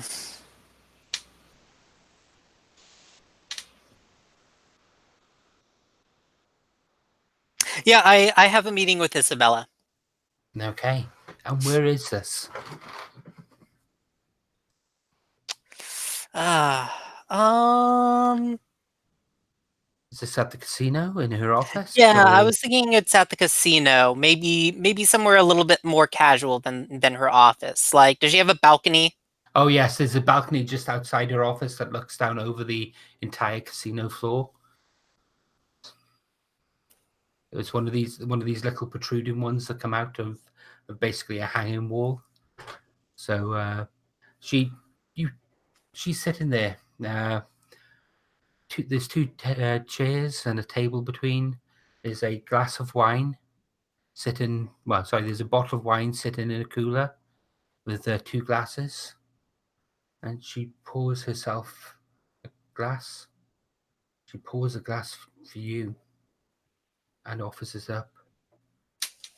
How goes the hunt? I take the glass and sip it. I have unwelcome news, Donna. I was just called in by the police, and what they informed me was unsettling. They believe that the casino is being used to funnel drug activities. They told me as much when I was there. And they believe that Ronaldo is the one masterminding it. How can this be? I can't- know, but it is important. It is important, my Don, that if they should ask you, you have nothing, you have no hand in this, of course. I do not want to presume by asking, because I know that it is that you could not. She stands up and goes to stand at the edge of the balcony with her back to you. He has betrayed me. He has betrayed me. I trusted him so much. How can he do this? This was my husband's dream. This was our dream. Who can I trust? I turn her around and look her in the eyes and say, you can trust me. You have my heart entirely. And you can see her heart melt somewhat. And she leans in and places a kiss on your cheek. Oh, Nicholas, thank you. And is there a move that you'd like to do there? I mean, I'm like, does it have to be sincere, like sincere love? No. Okay, Not at all. because I do think I'm expressing my love passionately here. I would agree. Are you dressed to impress? Of course I am. And do they believe you are single? Yes. And your move is, are you the center of attention? I I don't know. I feel like probably her mind's on other things as well. I'm just kind of taking advantage of that. Okay, in which case then I would say that's +2 to the roll. Cool, a 9. Okay. So with that said, on a 9, 1 second, I just need to get it up. I've just been messaged by my boss at the LARP event telling me I've done something wrong. So where have I put the character keeper? Sorry about this, 2 seconds. There we go. Okay, so on a 9, your target chooses one. I think they give themselves to you. Actually, no. Yes. No. Yeah. She leans in and basically rests her head on your shoulder. There's so many people in the world who disappoint us. Yes, I say I agree. And we kind of see the shot of him looking over with that look of anger in his eyes over the view. And I think that scene cuts there with that just perfect look of anger, because I think we actually get a close look at we get a close in zoom in on the eyes themselves, and then it just cuts. Okay. So with that, excuse me. With that said, I think it's time to go to church.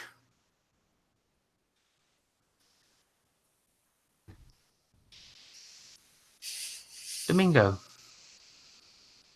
this is late at night in the church. There's some priests, like some people lighting candles for people who are sick in the hospital. There are some priests going around the confessionals in use. Where do you go? I'm going to take. I was going to say a seat at the back, but I'm not really going to sit, because I'm going to fold down that little, like, knee pad thing that tend to have in Catholic churches and pray fervently for Adhel and his soul. As you're kneeling there, I'm sorry, that's just so adorable. Please ignore my cat. Yes. As you're kneeling there, a shadow falls over you. Child, you seem perturbed. Are you okay? Forgive me, Father, but I fear I'm not. Someone I cared about a great deal died recently, very tragically. Then you must pray for them.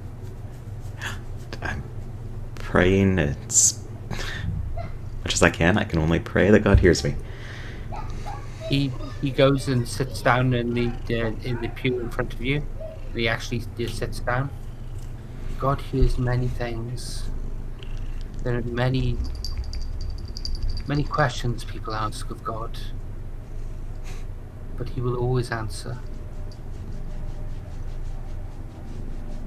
What troubles you, child?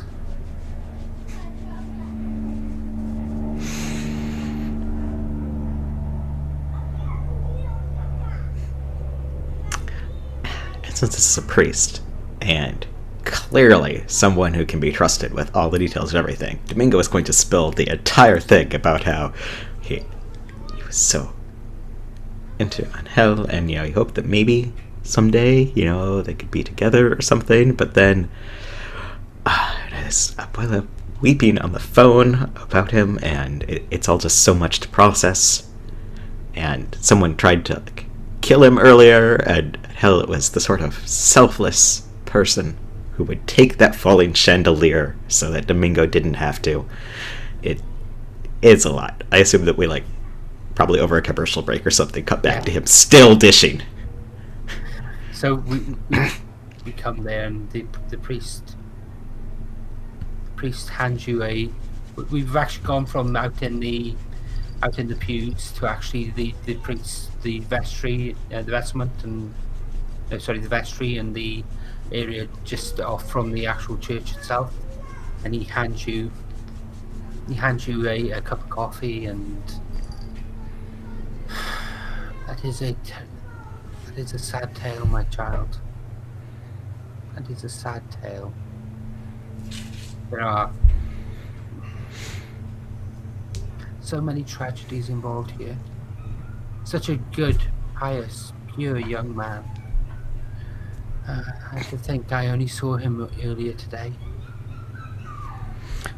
He was here. Yes. Yes, he was. He was interested in some of the baptismal records that we keep here. Yes, yeah. The last time I saw him, he confided to me that he hoped to be a historian someday. And he was focusing on baptismal records. It would seem strange that he would have such an accident so close to the actual coming here himself. It would seem like the hand of God was involved. Father, please, I must know what he was attempting to research before he died. There must be a connection. He looks up, and you can see there's a hooded monk in the room, and he goes, "Brother Timothy, please can you get the book that the young man was reading earlier?" And Timothy nods and bows and goes over and takes down this big volume, puts it on the table, then sits back into the corner. The father stands up and turns the page. This was the last page he looked at. Is there anything on there at all that strikes you as noteworthy? I scan down the page and find my baptismal record, because of course he was going to look at that. I'm not going to ask how he knew my birth date. He's just that sort of person who knows those things about you. That's not creepy at all. But then there is another on that date, and I gasp dramatically, as I'm sure the camera zooms in on it or something. It zooms in on his face, and the father is. Are you okay? Are you okay? Is this something you need? Brother, would you assist this man? And you hear something from behind you. I would indeed, brother. And it's your own voice. And a rosary drops round your neck and tightens.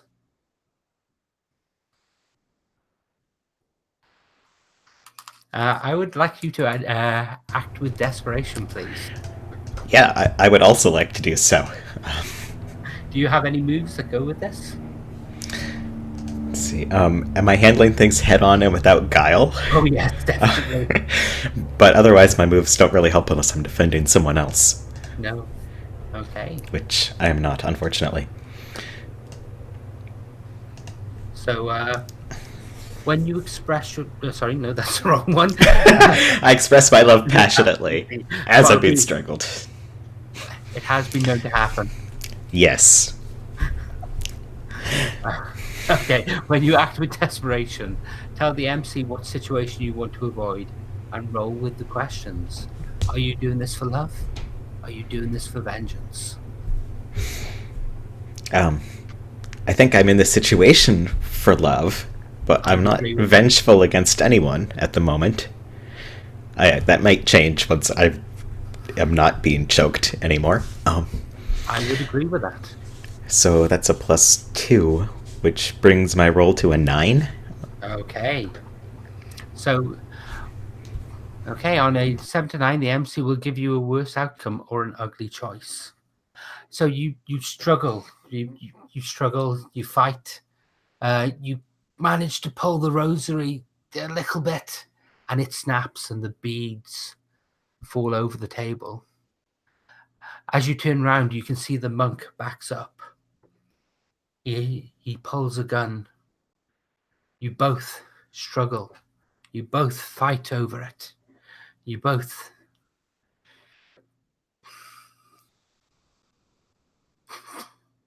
Very good imagery. You both struggle, and there's a bang. So, 2 options here. Either you can be shot, or the priest will get shot, and your finger was on the trigger. Oh my goodness, I hate/love both of those. If I'm shot, is it a fatal sort of thing, or just, oh no, I've been shot, and that would be a bad thing? I think you will be using the face certain death move. Ooh. I forgot that was a move.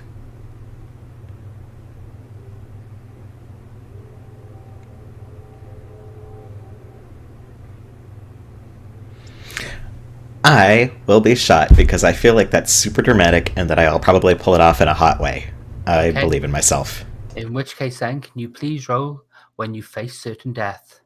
So you roll plus the number of stress thresholds that you've passed. How much stress are you on at the moment? I only have 1 stress at the moment. Oh, okay. So I don't think you've passed a single one yet. So rolling. Oh no, I got an 8. So I have to choose one from the list. Okay. So pick one of those options.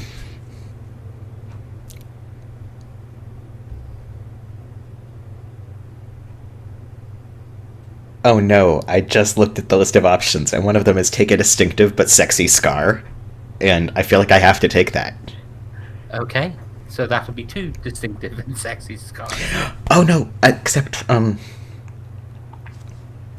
since I already have a distinctive but sexy scar, I'm gonna take the option, someone saves you just in time, you owe them 3 leverage, and I don't know who it is. Okay. But that sounds awesome. If anyone would like to take that, otherwise I'll take a sexy scar. Okay, so, you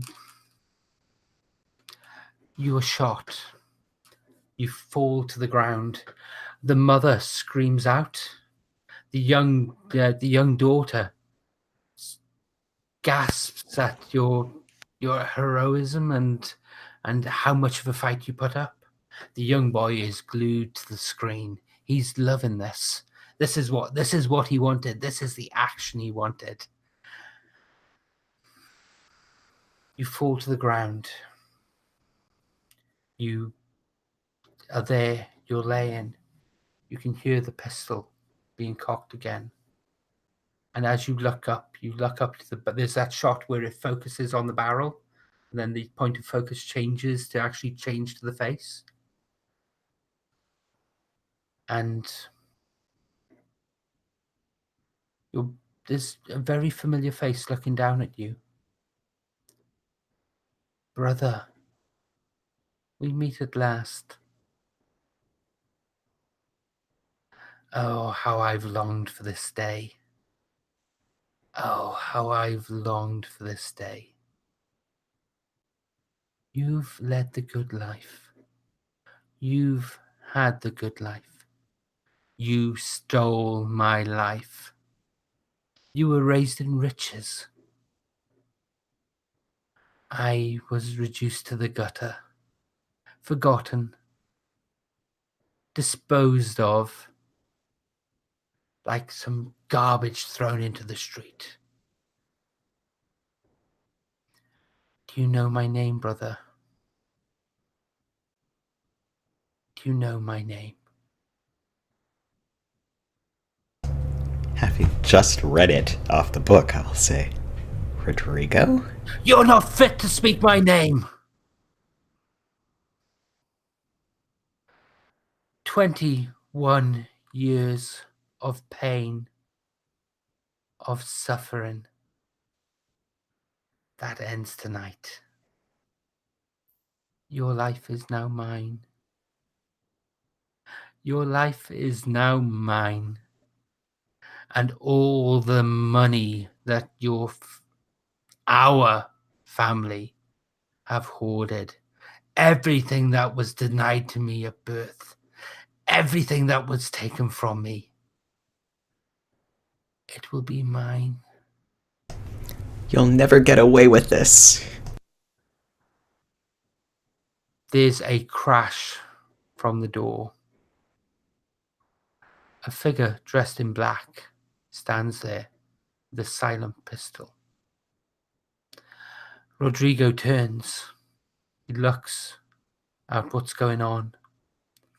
There's and he falls. The priest scrambles. He holds up his cross. He holds it out to protect himself. There's another. The cross shatters, and the priest falls. And the bells start ringing.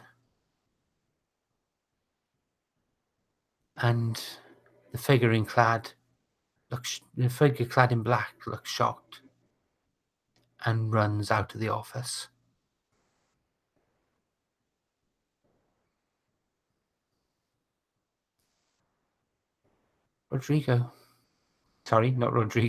Domingo, you've been shot. He's already replaced me. You've been shot. You stand up, you stagger, you move over, you brace yourself against a bookcase to steady yourself. There's a creak as the bookcase swings back and you fall through it. On the other side, there is a dark room with only a candle to light it. There is a cell with iron bars, and there's a figure asleep on the bed. Angel, someone has just moved into your prison.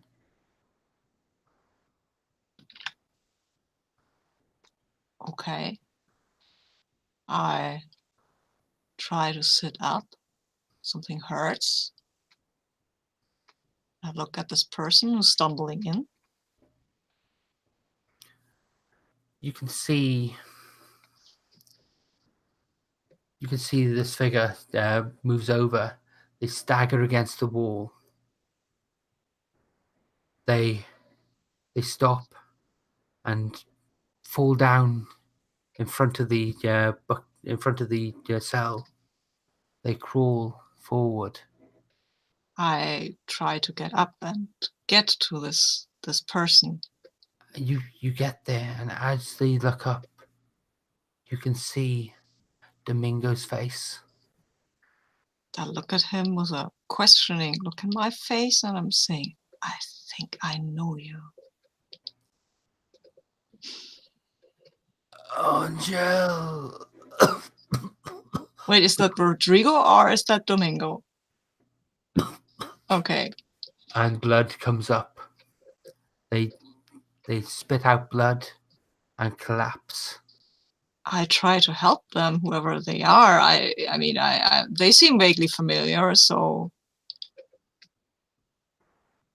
This is Domingo in front of you. Yeah, I think I had a head injury. Yes. Yeah. Yes. You might be able to tell that it's him because of the sexy scar, but you had a head injury. Who knows? Yes. Okay. This is the thing. It doesn't have a sexy scar because when you reach out, there is no pulse. And for that moment, you look at the body, convinced that Domingo has died. Until a few seconds later, Domingo staggers in, holding the wound in his chest. Can I ask, is it okay if I have some sort of amnesia, or don't you want that? Oh no, you can have amnesia. Yep, Okay, cool. I have no problem with you having amnesia whatsoever.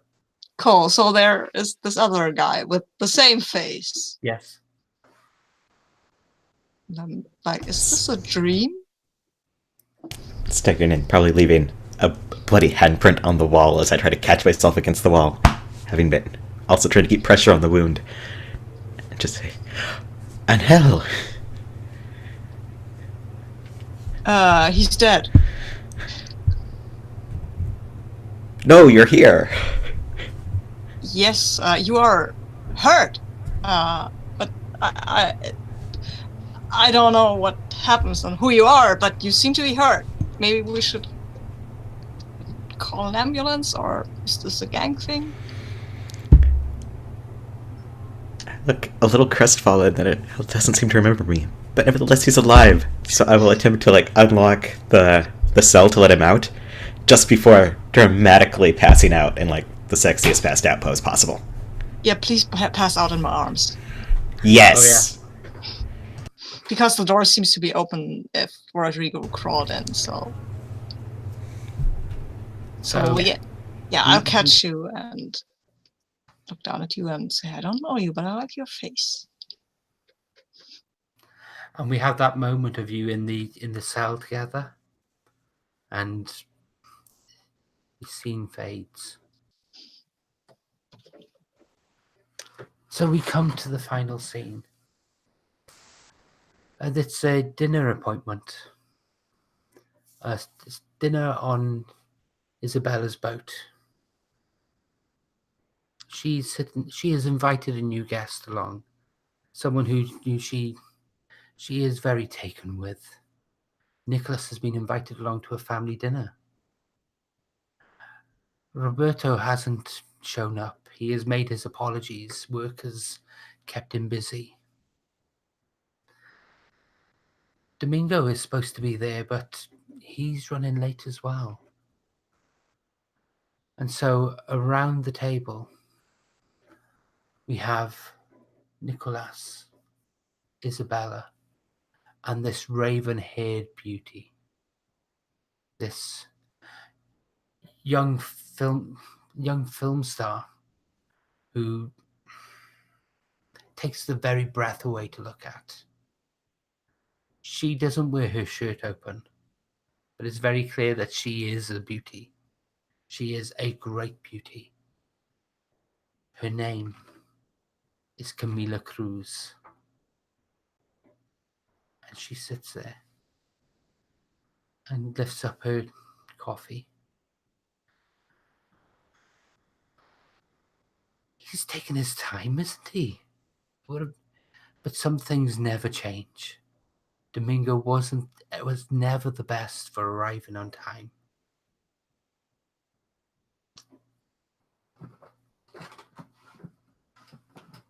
Isabella looks over and He is tardy. I would have expected better of him, especially after all the trouble we've gone to for this grand meal. And she points out, and there's a full roast pig in the middle there, and they've got lobster, and it's all elaborate over the top expensive food. Signor Castillo, how are you finding the food?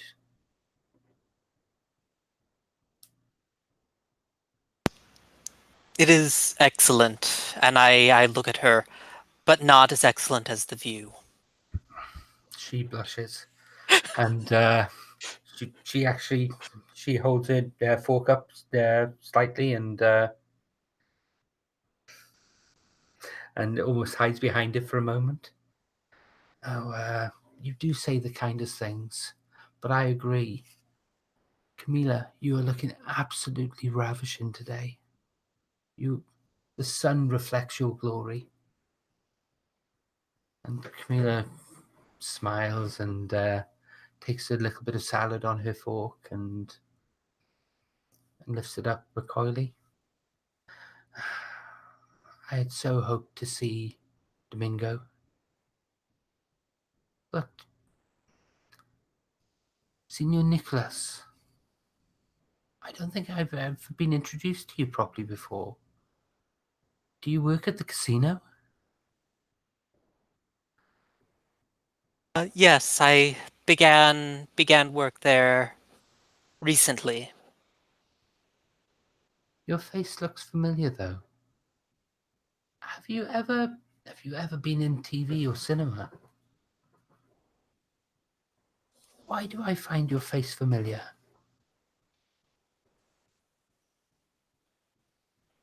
I I I just must have one of those faces. I have definitely seen you somewhere before. I have, and her eyes go wide. I have definitely seen you somewhere before.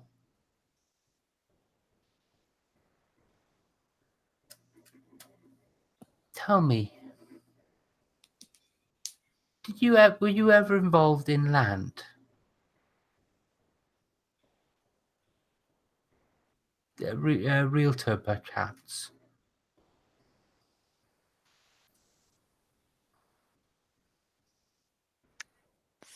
I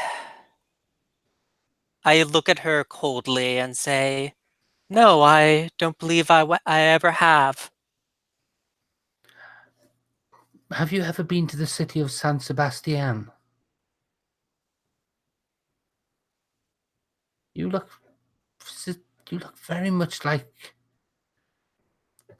Oh, I'm sorry, Donna Isabella. I must apologize. I had a little bit of an issue with a realtor in San Sebastian. He stole several hundreds of £1,000s for pounds. What am I on about? Hundreds of thousand pesos for a new property that I was buying. All vanished in the night. But she turns to Nicholas. You can possibly be him. Surely.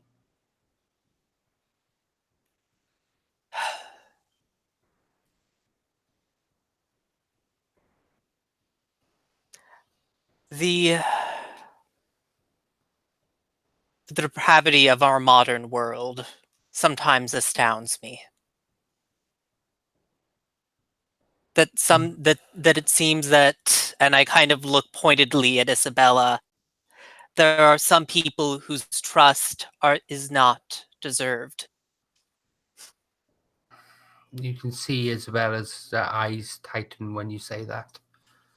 And Camilla, yes, I agree. Trust must be earned.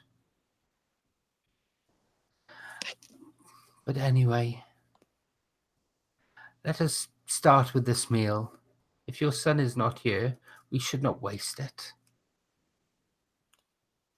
Don't you agree, Signor Castillo? And she says that with a bit of an edge. Of course, I say, smiling. And so they serve the dinner. It goes down fine. There's lots of small talk, and eventually Camila stands up. That was delicious. Now, I think I will go up on the top deck for a smoke. Monsieur Castillo, would you like to come with me? I nod, of course. I was thinking the same myself, and I follow her up. Okay. You go up to the top deck. She stands there. She takes out a cigarette, holds it up to you to light, and takes it back and takes a breath before breathing it out in your face. You have some nerve coming here.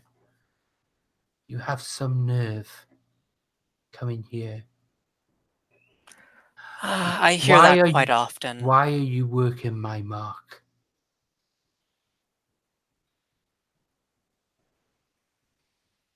This is my mark.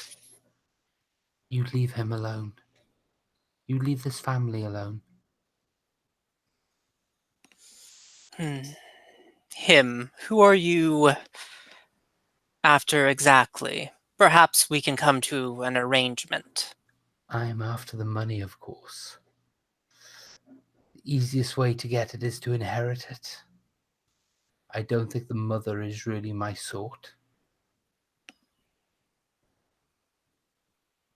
So you're after the son? Of course. But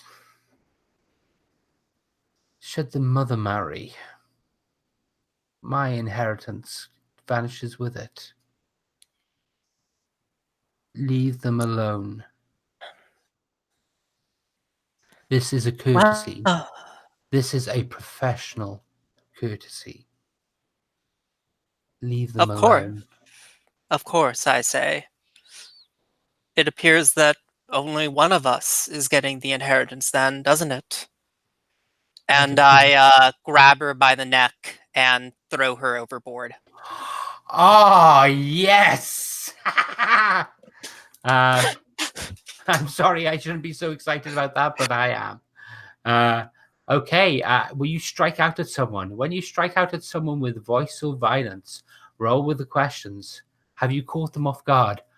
Oh, yes. Yes, you have. You have almost definitely caught them off guard. Have they just wronged you? I think we're mostly wronging other people in this scene. Okay. And are you the center of attention here? Like, I feel like I am. I mean, she took me off to the side to have this like private conversation and to intimidate me out of the way. Okay.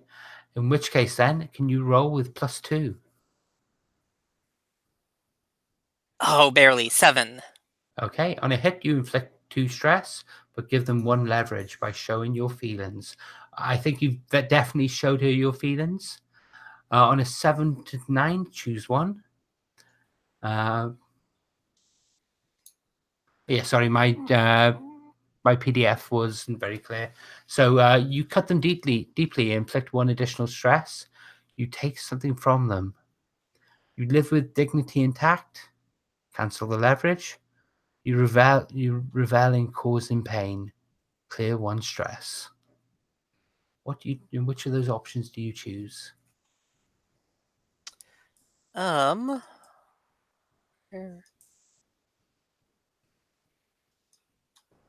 There we go.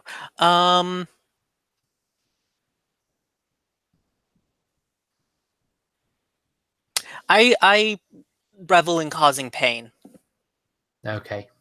So there's that moment where you're holding her by by the throat, and it zooms in, and you've just got this wicked smile on your face, and then over she goes. There's a Yeah, but she takes my dignity, so I think she actually like rips off my coat as she falls into the sea. brilliant.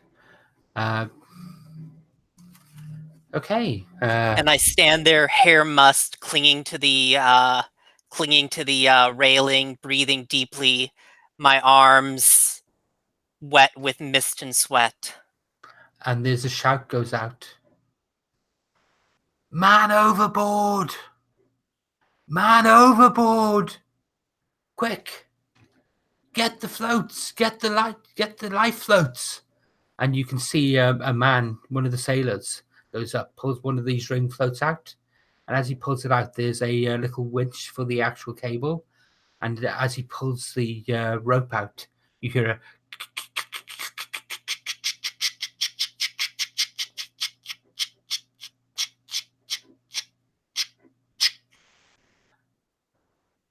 the sound of the roulette wheel coming to a stop. And we have the end credits for tonight's episode of The Wheel Always Turns. So that was an interesting one, and I think we ended that really on a high. Wow, I was not expecting that. Thank you, Stephen. That was brilliant. I did it to protect Domingo's heart. Of course, you did it to protect Domingo. I've really enjoyed tonight's session. I said that last week, but wow, tonight's just been hot. Tonight has just been hot. I'm gonna end the broadcast here. Actually, before I do, does anyone have any stars they'd like to do? Any stars for other players, or any wishes for next week? Of course, I love the amnesia. Yeah, I mean, star for the table, leading hard to the soap opera thing with the whole con artist, and then fight between con artists, throwing people off boats, amnesia. This charred corpse must be him, because obviously. And, oh my goodness, it was wonderful. It just played so hard into the soap opera tropes. It was brilliant. And secret evil twin! Yes. I love the abuela with her, the doom is on this house. That was just great. And that final scene of Nicholas's, that was great. And Domingo being Domingo, that's always lovely. Brilliant. And Stephen, do you have any stars you'd like to give out? Oh yeah, well I was like the amnesia. Of course. I also very much enjoyed the whole evil twin plot. Yeah, I quite enjoyed the like Ryan was saying, the kind of leaning so far into the this very tropey